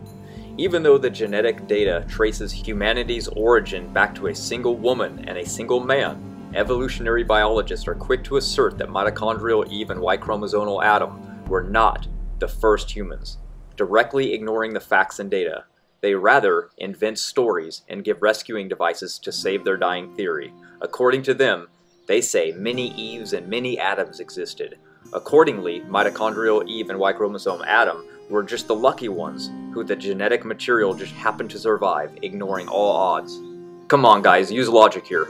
Really. These studies are just more examples in a long line of failures where the theoretical models of evolution have completely collapsed inside of real-world data. Evolution is not a fact. The theory is still very, very flawed. Secular scientist Dr. Fred Hoyle is a famous physicist who is a major fan of biology and the study of genetics. He spent decades looking at the mathematics of DNA and evolution and concluded by saying, "Looking at the mathematics of evolution, DNA is degrading, and any piece of DNA has a limited shelf life." Because of this evidence, he was envisioning alien life reseeding life periodically, called panspermia, to make up for how fast we were degrading genetically. Atheists like Aaron Ra are always trying to debate against dumbass topics like peasants wrote the Bible, or aliens could have seeded Earth, or what is a kind. Do you know why? Because it's a distraction from the actual facts that he wants to avoid. Think about it, why do atheists in general even hate the term kind? I determined that it's just some type of a crutch they can use to argue with. Like because they have no perfect direct example given in the Bible, then they think they've somehow won an argument. They say, it's not defined well enough for us. Well, no kidding, the Bible isn't a science book. Want to get real? How about you get mad at your own side then, since they ignorantly reject the fact that they cannot define what a species is? Nor any scientist for that matter. They can't give a clear definition of species. What is a species? Not even Darwin knew how to define it. In fact, Darwin explains that species defies definition. I dare any one of you to challenge me and present your definition of what exactly a species is. You better think long and hard because I will debunk anybody on the definition with another definition. What is a species? How do you determine what a species is? Which of the 27 different species concepts are you going to use and why? None work. None. But let me guess, maybe the most popular? Well, that's argument of authority, and if we're going to use that argument, then atheists are toast as well, because your pathetic 5% of the world's population trying to say that the burden of proof is on the 95% is just stupid. The masses don't need to convince the minority of anything. Also, how can you call evolution or speciation or even term it as a species without any clear definition of what a species is? Now you can't blather on about a kind being not well enough defined for you when you cannot define what your own kinds are. So the next time you get all bent out of shape seeing the word kind, do me a favor and go play in the freeway. This is a straw man argument at its worst. Kind is not taxonomic and doesn't replace taxonomy. It's basic common names of all life forms. For example, humankind, eukaryote, vertebrate, mammalia, hominin, homo sapien sapien, or whatever. Kind is not species, speciation, or other alternative names of the same said life form. Diet, allele variation, or taxonomy labels. Dogma, kingdom, class, order, phylum, etc. There is no order kind. Think of kind between subgenus and order. It will fit in easily with the other concepts that exist. There you go, atheist. Now you can sleep at night. The reason evolutionists assume that all it takes is one beneficial mutation to overturn all of the harmful mutations is because of their mathematical models. You see, the original model only cares about one thing, in that life only makes it to sexual reproduction age. Then they ignore what the model does after that takes place, and only focuses on what happens when something lives just long enough with one random beneficial mutation to get passed on concurrently without fail. Which is not how beneficial mutations work. You see, if one parent has lactose intolerance and the other does not, then the offspring of that child will have a mild reaction to it. It's not just beneficial or negative, it's cut in half. Over and over each generation till it's back to a full lactose intolerance. This is why most people, around 76% of the world's population, stop producing lactose enzyme today. Yet harmful mutations like the BRCA gene are a 50-50 chance of inheritance. This is why deleterious mutations are so prevalent yet beneficial are so rare. They also ignore how long things live in these models, because if they do not, then they will notice how long things actually do live without the function of being able to reproduce, which according to evolution was the only purpose of life in the first place. So it makes no logical sense to carry on and rob resources when you're unable to reproduce. If the theory was true, things today would only be living till they reproduce, then dying off because that is all that was required. Yet living things live for decades, and some far more after biological reproduction processes have ended, countering their original argument and why the mathematical model looks good when they add beneficial mutations to it. But the models are also biased because they are blank when it comes to what counts for beneficial mutation. You see, observable science shows that the genes in us are already functioning in a manner that is just being boosted, not a new novel trait. They assume mutations build new novel changes and information, and that these new changes can lead to new traits, which lead to new morphology and eventually prove that evolution occurs to all the diversity that we see today. But this is not the case with observational science, and why the mathematical models are disingenuous and should not be trusted. So again, the original mathematical model was very biased for 3 reasons. Because it adds unknown beneficial mutations as just a number to an equation that only has to rely on living to sexual reproduction age, and when it does get added to the population, it's programmed to always get passed on to offspring, regardless of real-world results which prove otherwise. Today, they use a few models that always get to the evolutionary results they want because of genetic drift adding, replication adding, selection, fitness, and bottlenecks as a rescuing device in case calculations go bad, all the while assuming junk DNA is still relevant. I used lactose mutation as an example because people consider it a beneficial mutation, but it's nothing special at all. It's not even close to a new novel added information like evolutionists like to make it out to be. It's a simple epigenetic regulation gene that got permanently switched on. Here, let me explain. The LCT gene provides instructions for making the lactase enzyme. When we are born, we produce large amounts of lactase until we are weaned. We all have the LCT gene switched on, obviously, or else everyone would have huge problems or die because of allergics to their own mother's milk. But as we age, this gene epigenetically gets switched off. That's what it's supposed to do.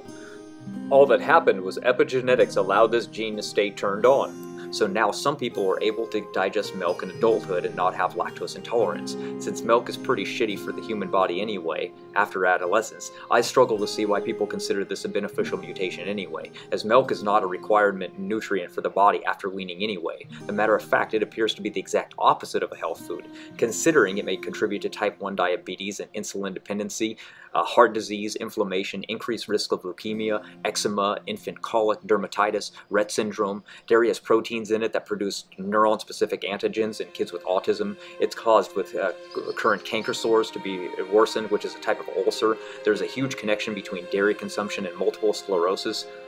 Dairy products with casein promotes colon carcinogenesis. Milk consumption specifically adversely affects the risk of ovarian, prostate cancers, and enhanced bone fracture risk. It raises mucus levels, which is associated with asthma and other respiratory conditions. Milk consumption among women is caused to increase hip fractures by over 45%. Overstimulation of IGF-1 promotes disease and increased risk of most forms of cancer. And the worst part about this is that it causes hyperactivity of mTORC1, which is signaling of a gene that needs to be downregulated to activate our longevity genes. This, on the other hand, stops this activation. Why would anybody want that? So just because you can consume dairy doesn't mean that you should. I urge against it. So as you can see, this was not proof of evolution whatsoever. And this epigenetic regulation never added information. Nor is it proof of evolution, especially the proof of evolution that from pond scum to people. Nor do I think that people should consider this beneficial for society whatsoever. the empirical data shows the huge list of health problems that can arise from consuming a product that is not a required nutrient for the body, which should be pretty obvious considering over 75% of the world's population is allergic to it. And think about it, does dairy cure any known disease? Of course not. Don't put that in your body. Let's be real, guys. Neanderthals get a bad rap. We think of them as primitive and less developed than us humans with our smooth brow bones and tall posture. But the field of hominid development has been telling us for some time now that this is probably pretty far from the truth. And new research tells us that Neanderthals could have been just as sophisticated as humans. So why have we been wrong for so long? A lot of our prejudices about Neanderthals come from our somewhat mistaken interpretation of the fossil record. When the first Neanderthal skeleton was recorded by scientists in the mid-1800s, the conclusion they came to was that it must have been a bow-legged Slavic person whose brow seemed furrowed because he was in a lot of pain. Yeah, that's how they explained the pronounced brow on the skull they found. And nearly every Neanderthal skeleton discovered since then was marked by some gruesome injury or violent cause of death, particularly around the head and neck. A small sample a few years ago originally found that significantly more Neanderthal remains were marked by this kind of violence than the other non-Neanderthal species that were alive at the same time. I don't know, maybe they just played a lot of football? This seeming discrepancy between species led the anthropological and paleontological communities to guess that Neanderthals must have been different from the other hominids. They must have been more prone to violence, which could have been due to hunting large, dangerous game, but some scientists also perpetuated the idea that Neanderthals must have often been in conflict with one another. That theory was tempting because it gives us a logical explanation for why Neanderthals aren't around anymore, and we are. Maybe they just had it harder and couldn't hack it. But this view of Neanderthals as brutish thugs was already building from a shaky place. William King was the first to think that maybe these skeletons were an extinct form of hominid, which was insightful of him, and he gave the species their name. But then he kind of backtracked on that brilliance when he compared our early relative's skull with its protruding brow to the skulls of living humans. This in itself isn't bad practice, but coming to conclusions about a whole group of people because of their skull shape is a pseudoscience called phrenology, and that was popular during King's time and has been used in the past to justify extremely racist and unscientific ideas about the differences between groups of humans. King's opinion was that the Neanderthal skulls were similar to the skulls of living indigenous populations that he already deemed to be lesser. And so he declared that Neanderthals must have been very primitive indeed. This first deliberate misunderstanding about the character of these early upright mammals, rooted in someone's personal bias, has stuck in the public mindset about Neanderthals, perpetuated by the gaps in our data about them, and the popular representations of them in the media. And the fact that we may not have looked at or questioned the first ideas about Neanderthals too hard until recently. But recent work challenges us to unstick those assumptions from our brain and provides the science to back it up. As paleontology advances, we simply have so many more skeletons and artifacts to work with. There's more of the picture to see.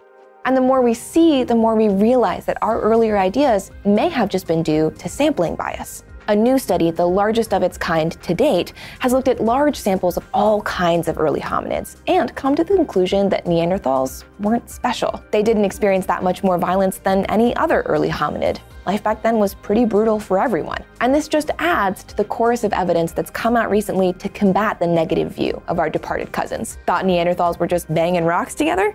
Experts now believe that Neanderthal tools were just as complex as ours. And in fact, early Neanderthal tools show a sophistication that human tools don't until humans migrated to Neanderthal territory, indicating that they probably shared that tool-making knowledge with us. The world's oldest cave paintings were also just discovered in modern-day Spain. The art dates back 65,000 years, well before any of our human ancestors were hanging out there, meaning it had to be the Neanderthals, painting up a storm before we even arrived. If you've got grunting and pointing Neanderthals in your head, then think again. They could probably talk like us, and most likely even had culture like ours. Recent work has revealed that they buried their dead intentionally and ritually, part of a culture that also may have included decorating themselves with brightly colored paints, feathers, and shell jewelry. And they also used medicinal plants to treat their aches and pains. So this is all sounding pretty sophisticated to me. All in all, this shifting field is helping us learn so much more about our past and our fellow ancestors. And hopefully these insights could give us some clues as to why the Neanderthals went extinct, which is still one of history's biggest mysteries. All of this is also making us examine where a lot of our scientific assumptions come from. It's always good to look critically at why a field has believed what it's believed for so long. And with areas of study where it's just impossible to see all the data, we have to check ourselves and be careful not to fill in the gaps with something just because of an assumption or preconception we've had, especially when the science starts to say otherwise. If evolution is random from mutations, things will evolve randomly, but that is not from simple to complex, which is required for evolution to work from the beginning. You see, common ancestry works except for when it doesn't. Convergence. Everything evolves except for when it doesn't. Conservation. The stasis excuse. In conservation, genes are conserved when they appear unevolved, even despite millions of years according to their theory. In convergence, genes converge when they are similar despite lack of common ancestry. Evolutionary theory, however, should not expect to use either of these words. Genes and proteins should not be conserved, but exist in a constant state of flux. Organisms should not converge, but diverge. The words conservation and convergence function as a rescuing device for a theory that contradicts the evidence. Well, we know it's not random because if we ourselves move to a different geographical location, we adapt to that region in many ways. It's simple. We change body fat, our skin tone or tan changes, blood oxygen levels change if we adapt to altitude, infection or immunity based on diet, foods, infections, mosquitoes. And then when we have kids, they as well adapt to that location through what we do and what we eat. Epigenetics has proven this. This is obvious guided adaptation through environmental changes and nothing more. So no data shows that evolution is random. Zero. So why would anyone with even half a brain believe in something so unscientific as natural selection? If natural selection were actually scientific, then we would observe a real trending, predictable trajectory, would we not? For example, all animals bearing more offspring. But natural selection explains opposite outcomes with equal ease. It explains why the sloth is slow and the cheetah is fast, and why roundworms are round and flatworms are flat. It explains why some animals bear lots of young and why some bear few. Natural selection also explains extinctions as well as survival, explosive radiation as well as stasis, convergence as well as divergence, the specialized feeder as well as the omnivore or the loner or the herder. If natural selection actually explains up, down, left, right, in, and out by some mysterious, aimless force, then it isn't natural selection, simply a restatement phrase of things happen. Isn't that the opposite of a scientific explanation, a theory that tries to explain absolutely everything? That's not science. The word evolution simply has too many meanings. So for one to say it is a fact, it's wrong, and to say it's a lie is also wrong. It just means too many things. So let's clarify. But first, let's discuss the biggest problem with evolutionists is that they say all too often evolution is a fact, showing their total lack of even basic understanding of its premise. This is why they frequently all claim that the evolution theory will never be overturned. Too clueless to even realize that the only way evolution theory can be a scientific theory is if it is falsifiable. Since it is falsifiable, called methodological naturalism, then it reveals their cluelessness each time they say that it is impossible to falsify because it's a fact. Aaron Ross says this constantly. Remember, any physical theory is always provisional, in the same sense that it is only a hypothesis. You can never prove it. No matter how many times the results of experiments agree with some theory, you can never be sure that the next time the results will not contradict the theory. On the other hand, you can disprove a theory by finding even a single observation that disagrees with the predictions of a theory. Stephen Hawking said that. Atheists are quick to say the Bible is too old to be relevant, because most of it was written around 2,000 years ago. They don't realize that by saying this, they have just ruled out Socrates, Aristotle, and Plato as being relevant to history because they were older than the New Testament. None of them existed yet, so they are calling these people irrelevant. Evolutionists all tend to see things from an old perspective, so they date things with that preconceived notion in mind. For example, rocks. Using radiometric dating, such as uranium and lead, is based on presumption to obtain the results desired, and I'll prove it. Let's say you test an old sample with a radiometric method geared towards a young sample. You will find that all of the parent radioactive atoms have decayed. Your conclusion would be that the sample has a minimum age which corresponds to the smallest amount of parent nuclide you can detect. You would not conclude that the sample was young. But if you test a young sample with a radiometric method geared to old samples, you will find that none of the parent radioactive atoms have decayed and therefore conclude that the sample is old. Your conclusion would be that the sample has a minimum age which corresponds to the smallest amount of daughter nuclide which you can detect. You would not conclude that the sample was very old at all, obtaining young Earth results. That is how radiometric dating works. So as you can see, this is all based on preconceived notions and assumptions. You can get either result you desired by testing the method you want. Do you know what the evolutionary theory for how primates got to the Americas is? They tell us that they surfed here.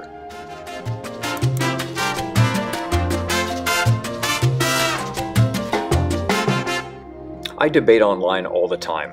I usually look for a challenge, so I seek out popular YouTube atheists like Aaron Raw or Apologia, Thunderfoot, Atheism is Unstoppable, Matt Dillahunty, Mr. Atheist, Mr. Stick. I just kind of look around and I see whoever has big numbers and who really likes to just debate and fight real hard. But the funny thing is these people aren't what they think they are. They're not free thinkers at all. They hate opposition. They hate a challenge. Aaron Raw's Phylogeny challenge, he tells people, you know, feel free to debunk it. I've debunked it and I sent him the link and he doesn't even respond. Matter of fact, he deletes my comments.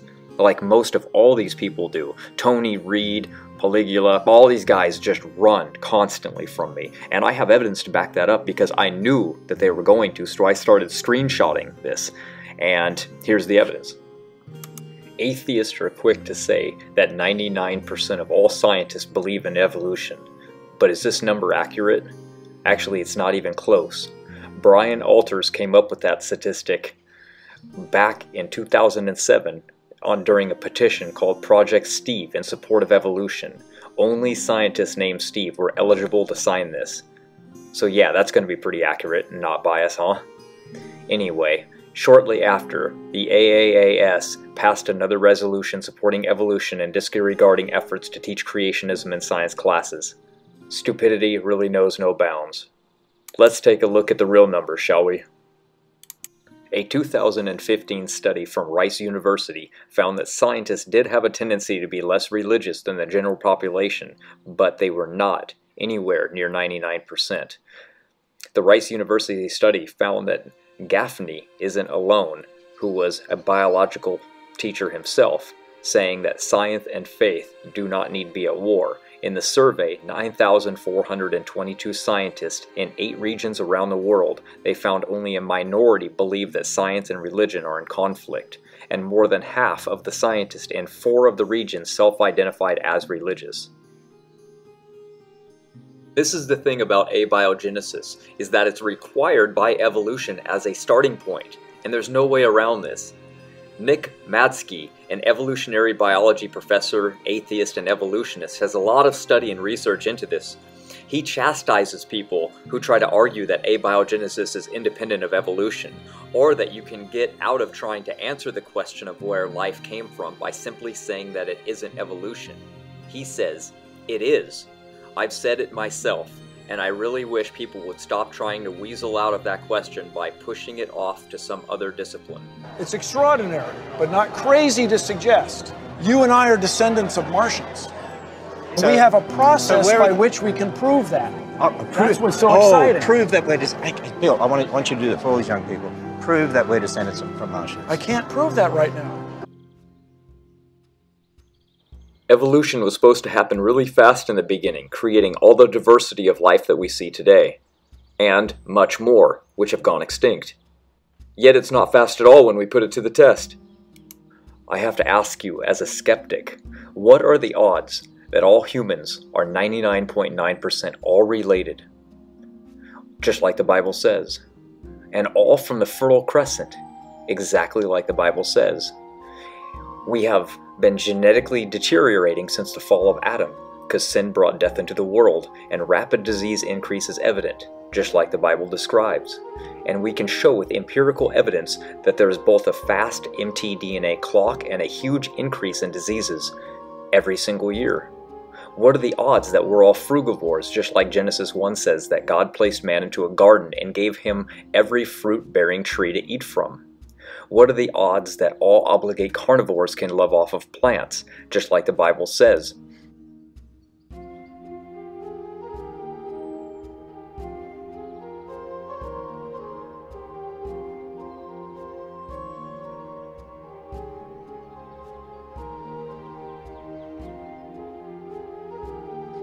What are the odds that the best genetics are tracked to the Middle East, just like the Bible says where man came from? What are the odds that all languages rose around the same time, just like the Bible describes? How about when the scientists found which came first, the chicken or the egg? Today we know it's the chicken, just like the Bible says. Again, what are the odds that most religious texts worldwide tell us that man has lived to extreme ages during what is known as the Golden Age? And now we know that language cannot arise on its own, because just like the Bible tells us, God taught Adam. So let alone all these facts, quantum physics has indirectly proven God by proving that the argument against the philosophy called materialism has been now falsified. It's dead. Again, so what are the odds that all humans came from a single female? I don't think people consider this fact very much. Let's just take a look at that last comment that I made about all humans being from a single female. What are the odds of this? If a secular evolutionist even considered this for just a moment, rather than shrugging it off with excuses like there must have been a bottleneck, or there were probably many other women alive and those women didn't have kids, or maybe all of them just had boys, completely non-logical, especially when I describe the scenario for you in a minute. Besides, even according to their own theory, they have no proof of any bottleneck occurring, not in paleontology, the fossil record, or geology, in the geological column. So, what evidence do we have for this belief of a bottleneck? They don't have anything for it. That's your answer. A failed hypothesis is all that they have. You see, this is the real problem. According to the evolution theory, about 100,000 to 200,000 years ago, there were about 10,000 to 30,000 individuals. That's an estimate. Now let's just say half were women. That leaves us with 5,000 or 15,000, whatever you want to go with. Let's just say that the average is 10,000 for this debate. So now we have 10,000 different lines of possible mitochondrial DNA to be passed down. Yet we only have one today. What are the odds of this? That's highly improbable. But if you start with the biblical account, this lines up perfectly as to what we would expect and what we do see. There should be just one line, and there is just one line, exactly what the empirical evidence shows. Vast correlations line up directly with what the Bible says, and this is undeniable evidence. You know what's interesting? When the Human Genome Project mapped the human genome, they said there's only one race of people. You know what that confirms? The Bible. Because we all go back to Adam and Eve, we're all one race. So I don't think it confirms the Bible. It just makes the Bible consistent with nature on this one point. Notice at the end how he just said, with this one point. Obviously he doesn't know or care to know about the other points. I have listed about 10 that all directly correlate. Science isn't the problem. I love science. It's people that's the problem. They want to interpret the evidence how they want to see it. And that's one of the biggest problems, is these people need and want evolution to be true. They love it. And they hate creationism. They hate it so much. The reason why is because if evolution is false, there's only one other option, and that is creationism. Let's hear how rational R.N. Raw is when it comes to the subject of the Bible. The Bible is absolute bullshit! Complete! So as you already know, evolutionists tell you two contrary things, like I stated at the beginning, that it's a guided process and it's survival of the fittest and strong genes breed out the weak, yet at the same time they can also agree that you have lost every single beneficial physiological strength, which totally contradicts itself. We know that random mutations are not random now. So why do they still present evidence as though it's somehow logical that we have lost everything that was good for us, like the different kinds of muscle strength that primates have? They are twice as strong as we are, easily. The video that you're watching right now is going to prove that. They also have a very powerful jaw. They can rip into a coconut within seconds. They are completely immune to infection. They have dense, thick fur protecting them from the elements. We lost all of ours, so now we have to do what? Wear clothing and sleep under more fur? That makes no sense. Then we have to take off all of this hair to go outside in the summer and then put it back on in the winter, depending on where we live, or at all times keeping it on, just to stay warm. That makes perfect sense. We sunburn, they do not.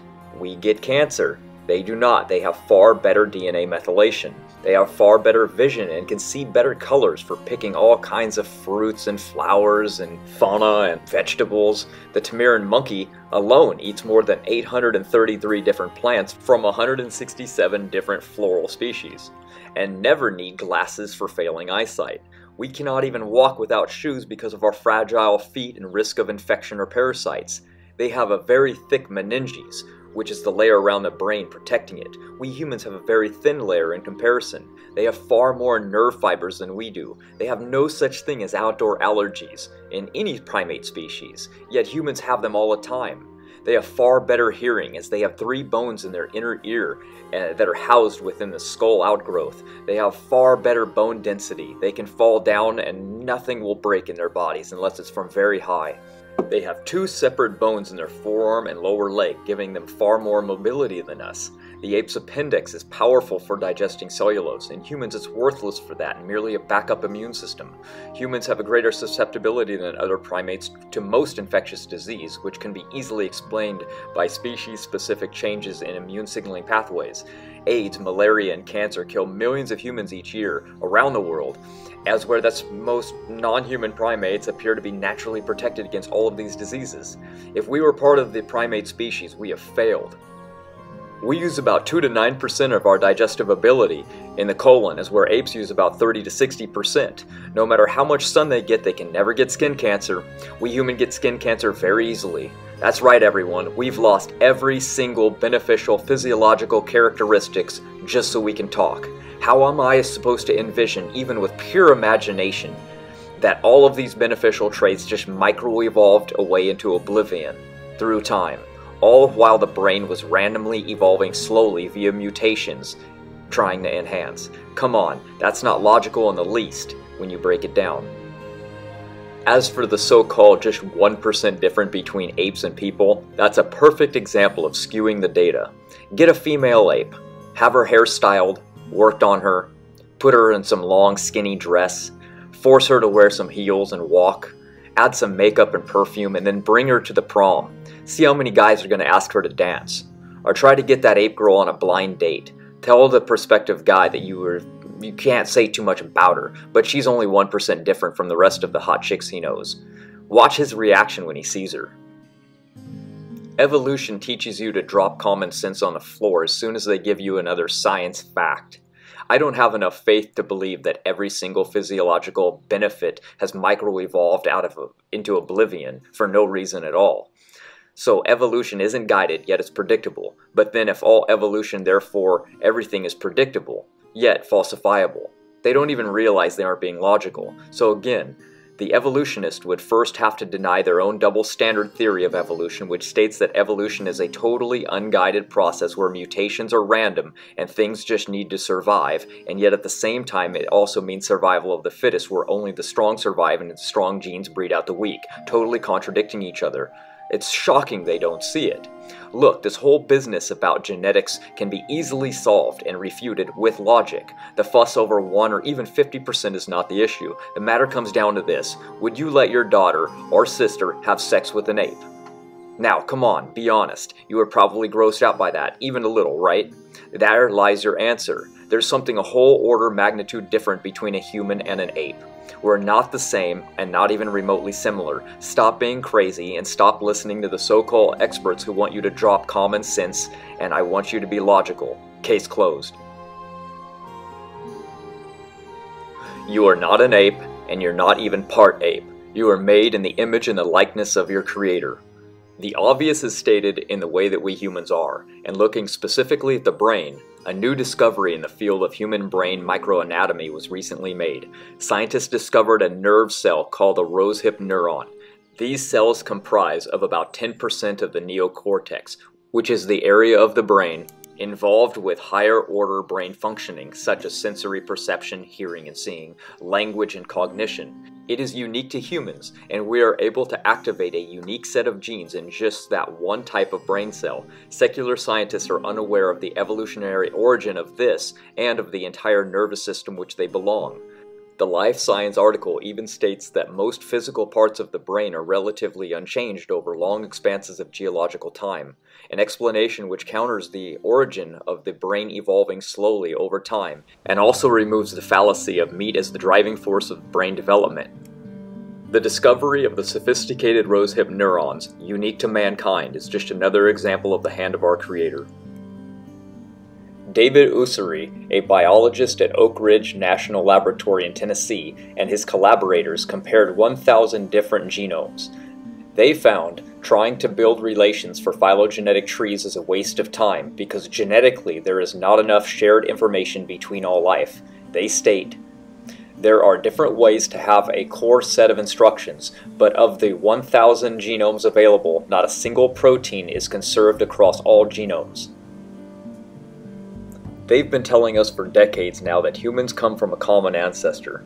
We Christians predict that all life arose at the same time because that's what the Bible tells us. Let's check the current research and go by observational data rather than theory. If we look at DNA, we now know that junk DNA, the non-coding regions of DNA, function much like the operating system in a computer that is directing the timing, expression, and regulation and use of the other information or the data files that code for proteins. We know these regions regulate DNA replication, transcription, mark sites for program rearrangements of genetic material, controls RNA processing, editing, and splicing, and repairs DNA. It even regulates embryological and placental development, and even aids in immunodefense. This is just a tiny fraction of what these DNA regions actually do. The fact of multiple overlapping codes make our information systems both polyfunctional and polyconstrained, which is yet another major fatal blow to evolutionary theory. We are dealing here with a highly compressed DNA code beyond the best computer code. We write books. We don't write books that can be read both forwards and backwards. To bring this statement here about junk DNA to a conclusion, this evidence of functionality will distinguish between the two models, evolution versus creation, being discussed. For the evolution model, all differences in nuclear DNA are due to mutations. And in the creation model, differences in mitochondrial DNA sequences are due to design and mutations. When comparing DNA sequences in similar genes in different families, evolution says all differences are due to mutations, while creation says the differences were designed with distinct functionality. And this prediction involving the non-coding DNA regions, evolution says there will be much non-functionality, maybe 20%, while creation predicts functionality for most of the genome. And results from ENCODE project have suggested that at least 80% of the human genome is functional. These results are preliminary, but the trajectory is clear. Most non-coding DNA in the human genome is functional and serves in a regulatory capacity, especially since portions of the genome involved specifically in embryological development were not evaluated. However, systematic knockout experiments can only fully demonstrate this. Junk DNA is dead. Richard Dawkins in his book in 2009 said, it is a remarkable fact that the greater part, 95% in the case of humans, of the genome might as well not be there for all the difference it makes. After Richard Dawkins realized junk DNA is dead based on ENCODE, in a debate, Dawkins stated, I know there are some creationists who have jumped on it, junk DNA that is, because they think it is awkward for Darwinism. Quite the contrary, of course. It is exactly what a Darwinist would hope for, to find usefulness in a living world. Junk DNA are going the way of the vestigial organs. They cannot be called upon to support common descent. Now you show me proof that anything was ever created, or that anything even could be created like your religion says. Okay.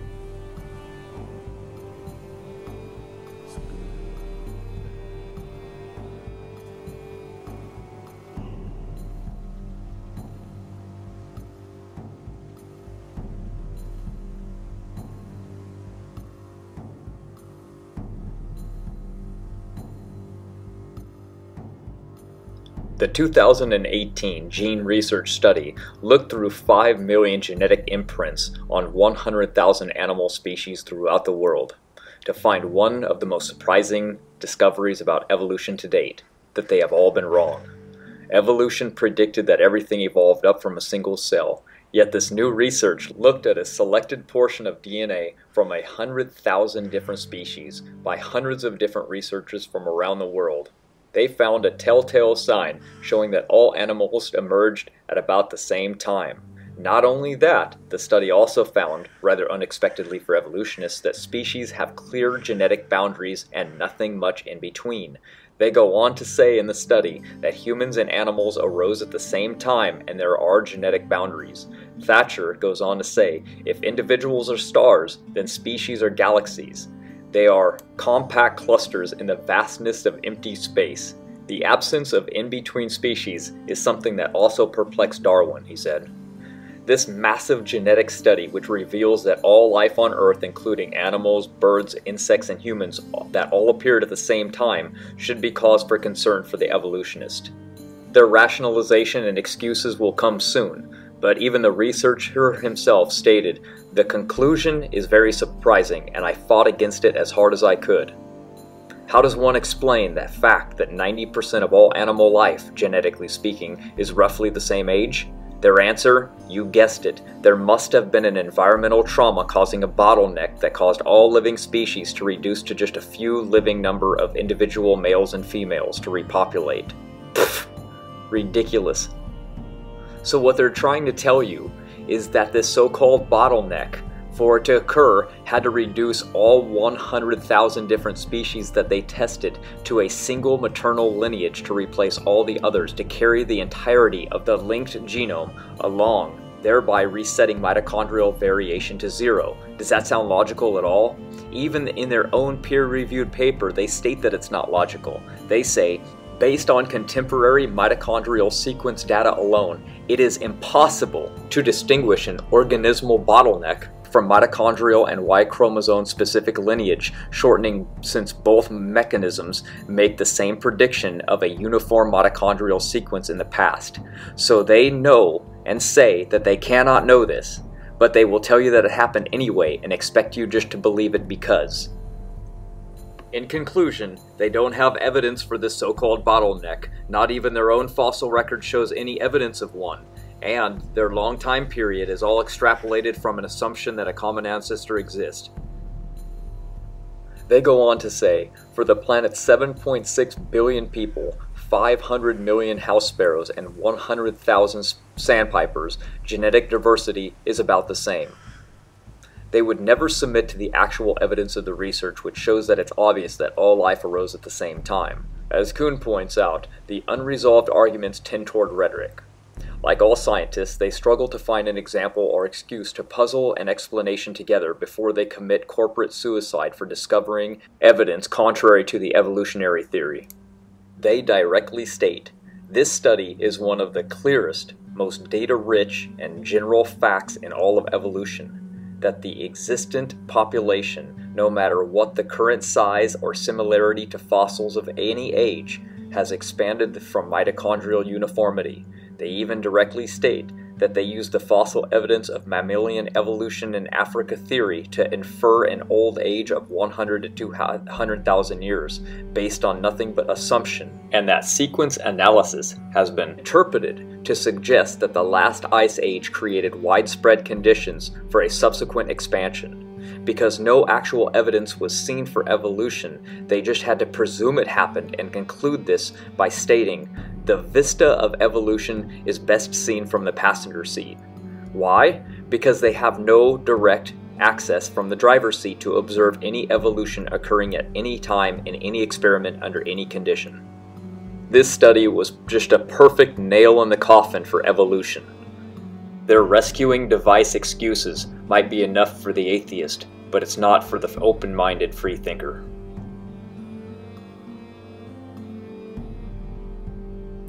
We've been being told that we are related 99% to primates for a very long time now. However, for them to obtain that number, they had to lie to you. They had to remove 25% of the human DNA and 18% of the primate DNA to obtain those results. So they only compared those strands that look similar. This is totally biased and a complete lie. It is to put an evolutionary curve on the data, like usual. Even as far back as 2005, a peer-reviewed study found that we matched primates as low as 86%. It's just been going down and down since that time.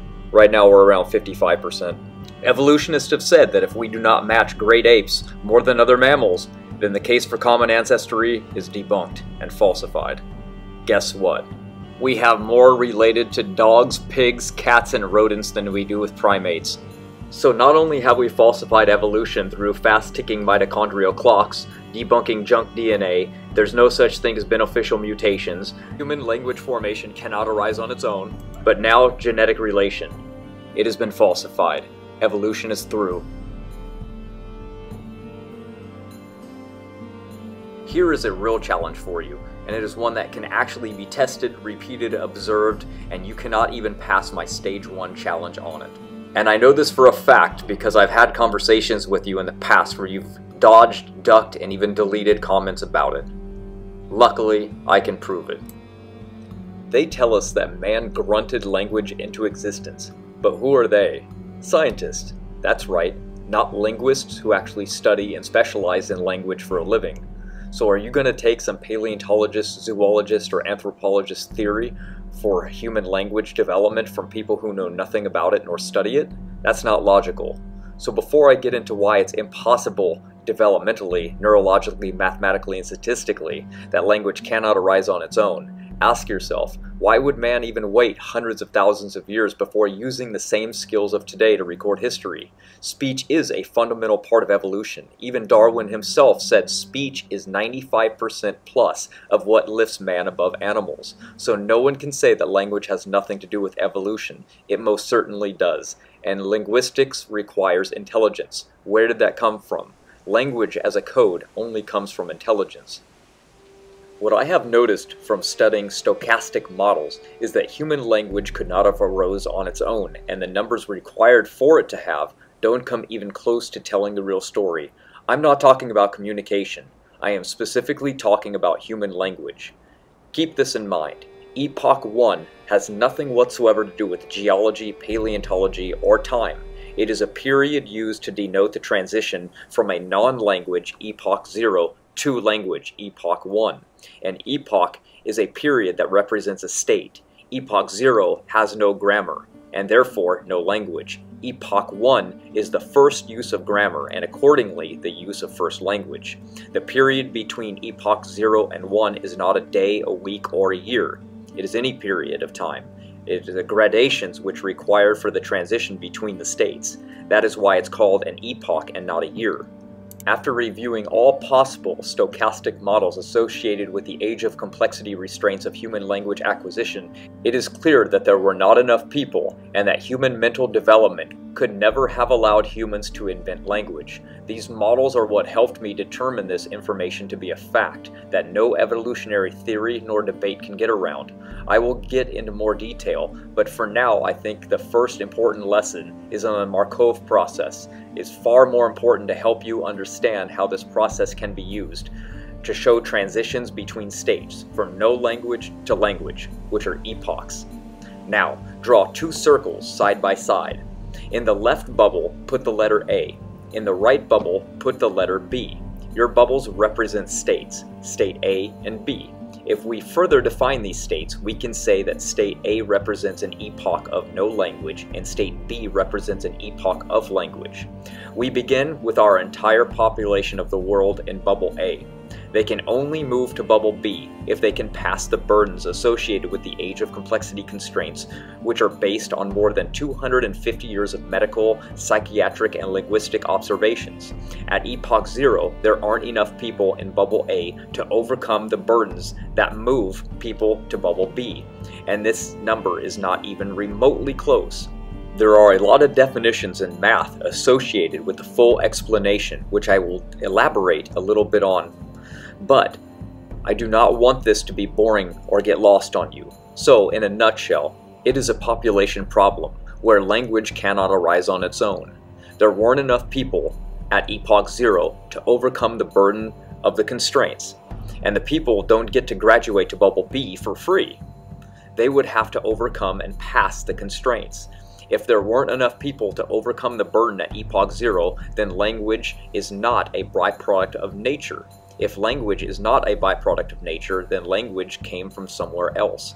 If language came from somewhere else, then evolution is false. And because it only takes one piece of evidence to falsify the theory of evolution, I have done just that with this irrefutable evidence. I guess the next best way for me to describe this model is by looking at the multiple cases of feral children, or totally neglected, isolated children as well. Specifically, I want to look at Jeannie Weil's case, because I find this one the most interesting. Using Dr. Eric Lindbergh's and Professor Suzanne Cutress's work regarding the age of complexity restraints of language acquisition, and then applying the data to a small world population, hint, all world populations were considered small until agriculture began, then it forms an infinite no-language loop from parent to child over and over and over again. There are no natural exits for this loop. Studies have found once a human is in the loop, they are trapped. There aren't enough people to overcome the statistical burdens. It's not even remotely close, even in a large-scale population. If it wasn't even in the ballpark, then I would give it a consideration. But it isn't, and that means there is no natural path to language acquisition. One would need a population size that is sufficient to meet the burdens that are imposed on the population. Language came from somewhere else, and it seems nature had nothing to do with it. You see, you were raised normally, which means that you were provided with language stimuli, and you met the standards for language fluency before you turned 5 years old. The defining difference between language acquisition L1 and the second language acquisition L2 is that the age of the person learning the language. For example, linguist Eric Lindbergh used second language to mean a language consciously acquired or used by its speaker after puberty. Language is only learned for L2. L1 is not learned, it is acquired. And there is a huge difference between learning a language and acquiring a language. Jeannie was a prime example of that difference. We are not talking about communication again, we're talking about language. You can use your L1 for the rest of your life to learn new abstract concepts, or for graduations to learn new language, L2. That is not the challenge. Before there was language, there was no language. The challenge was not to get primitive man to use L1, or new abstract words. Primitive man was like Jeannie, no language at all.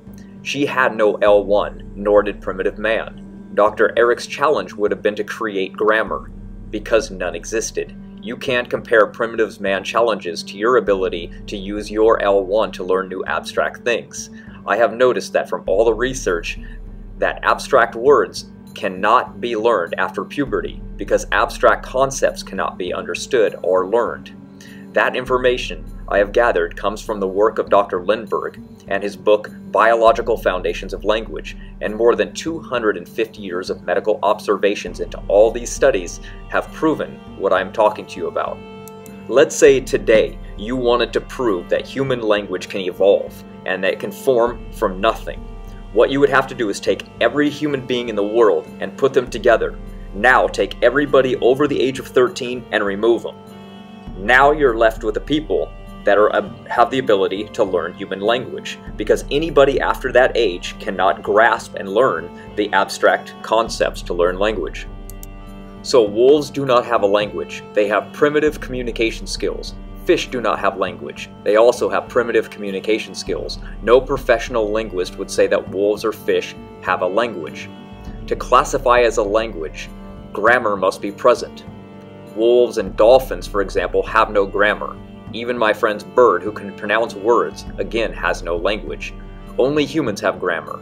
So we know fish, birds, primates, and wolves can't talk about yesterday or tomorrow or the past activities or future activities. They can only make sounds about current activities or base nouns.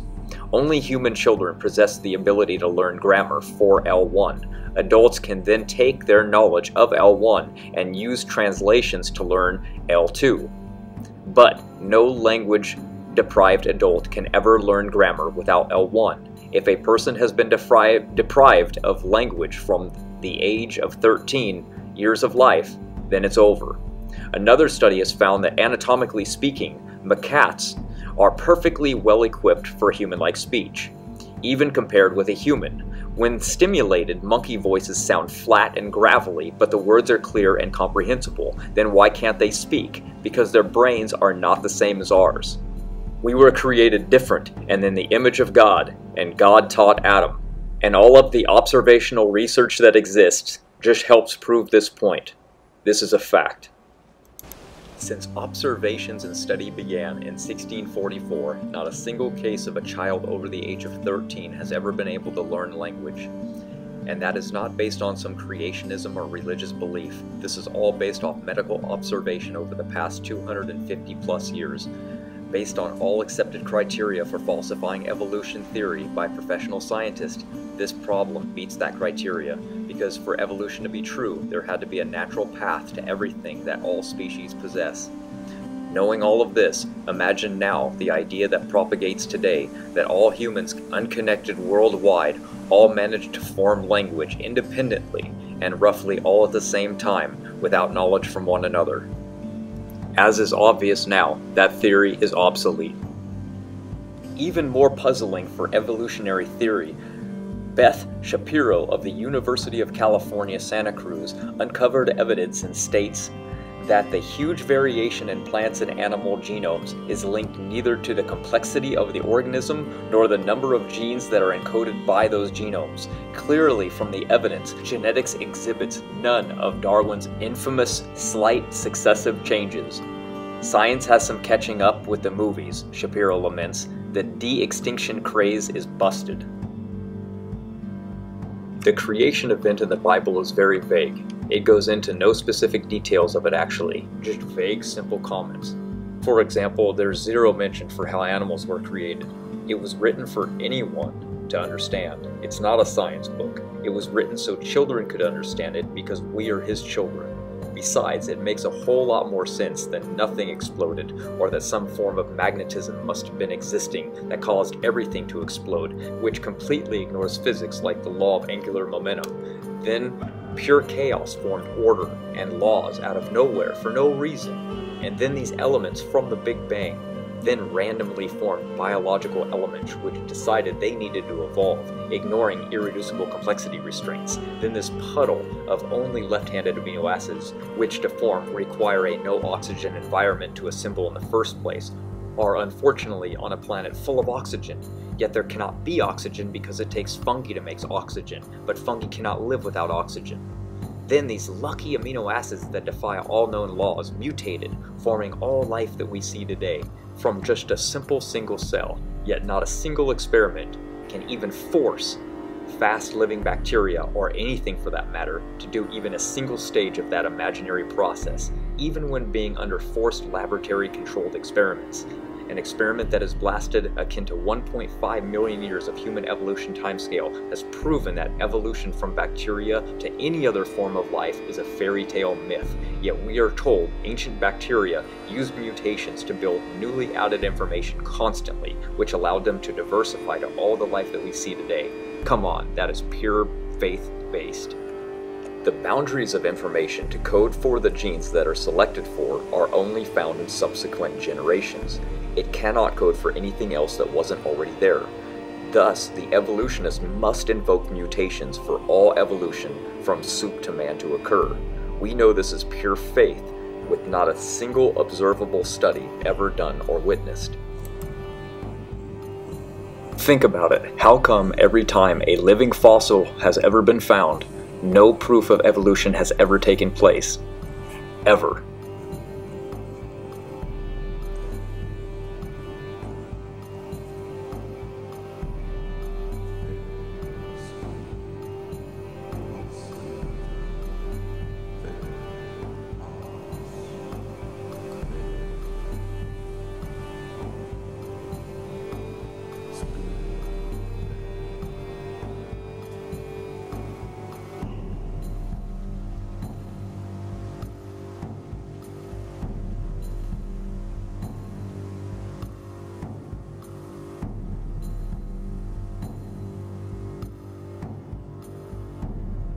Oh look, birds before dinosaurs, what a surprise.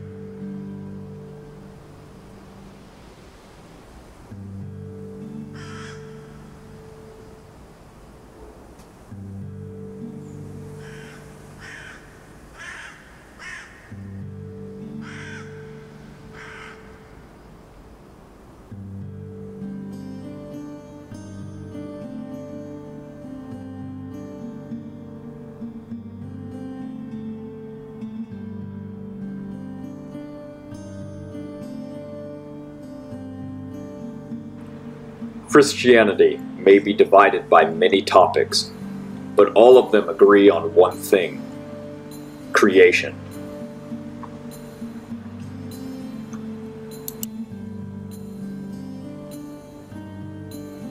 Opposers of the Bible like to say that it is not a science book. No kidding. The Bible is a father telling his children how he created all things, in a manner you could teach your child. You would not expect your child to call you a liar and to ask for evidence and proof of this claim. Those that say, well, if I saw God, I would believe then. God cannot reveal himself in his glory to mankind. Therefore, we must have faith in that department. But there are many other ways we can prove God indirectly. Quantum physics is one such example. It indirectly has proven God by proving an argument against the philosophy called materialism, which is the main intellectual opponent of the belief in God in today's world. Materialism is an atheistic philosophy that all of reality is reducible to matter and its interactions. Quantum mechanics, however, throws a wrench into the simple view. Nobel Prize winner in physics Eugene Wigner proved that materialism is not logically consistent with present quantum mechanics. He has falsified materialism, which is devastating for evolution.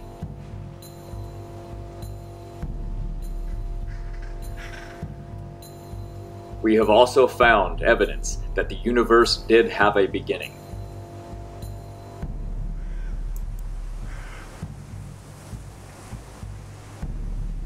Quantum physics has also recently drawn the conclusion that nothingness itself cannot exist.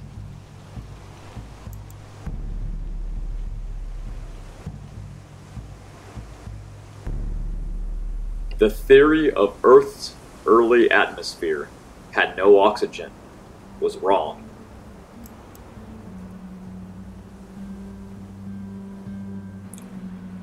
The theory of Earth's core formation was wrong.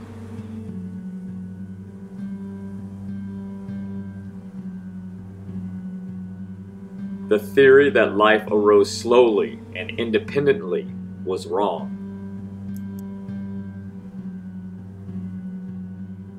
The theory that alien life could have seeded life on this planet, called panspermia, is wrong. The theory that we match primates genetically by 99% was wrong. The theory of language formation, that man grunted it into existence, was wrong.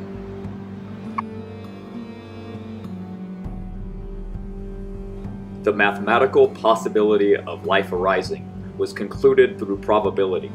The answer? To accept evolution, one has to accept that the impossible happened.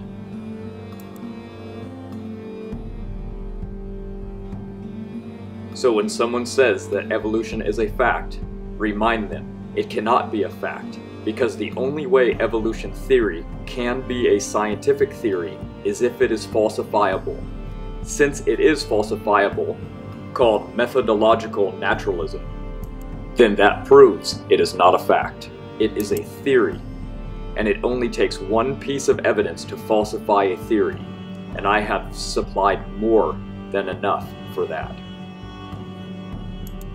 The theory of evolution leads to atheism, one of the most destructive concepts to the mind that there is. They lead the world in 4 things: suicide, medication intake, depression, and school shootings. This system is cancer for the world and human beings themselves.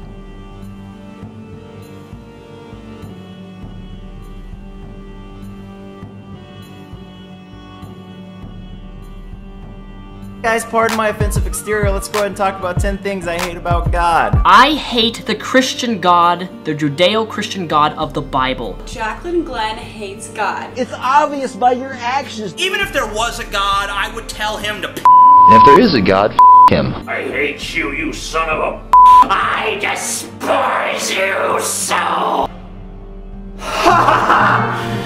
God!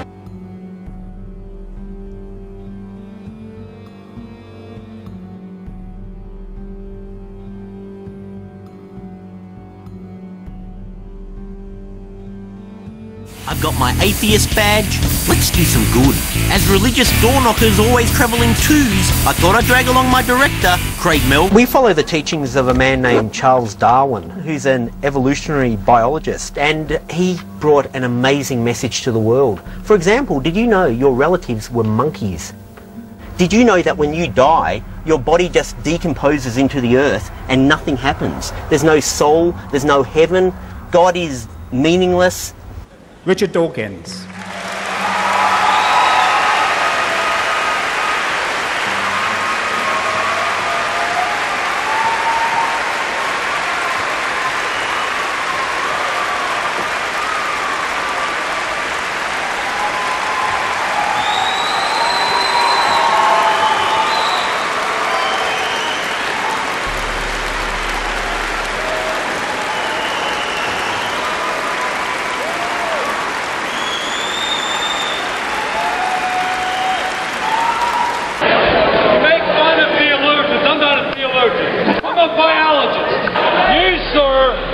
Fraud.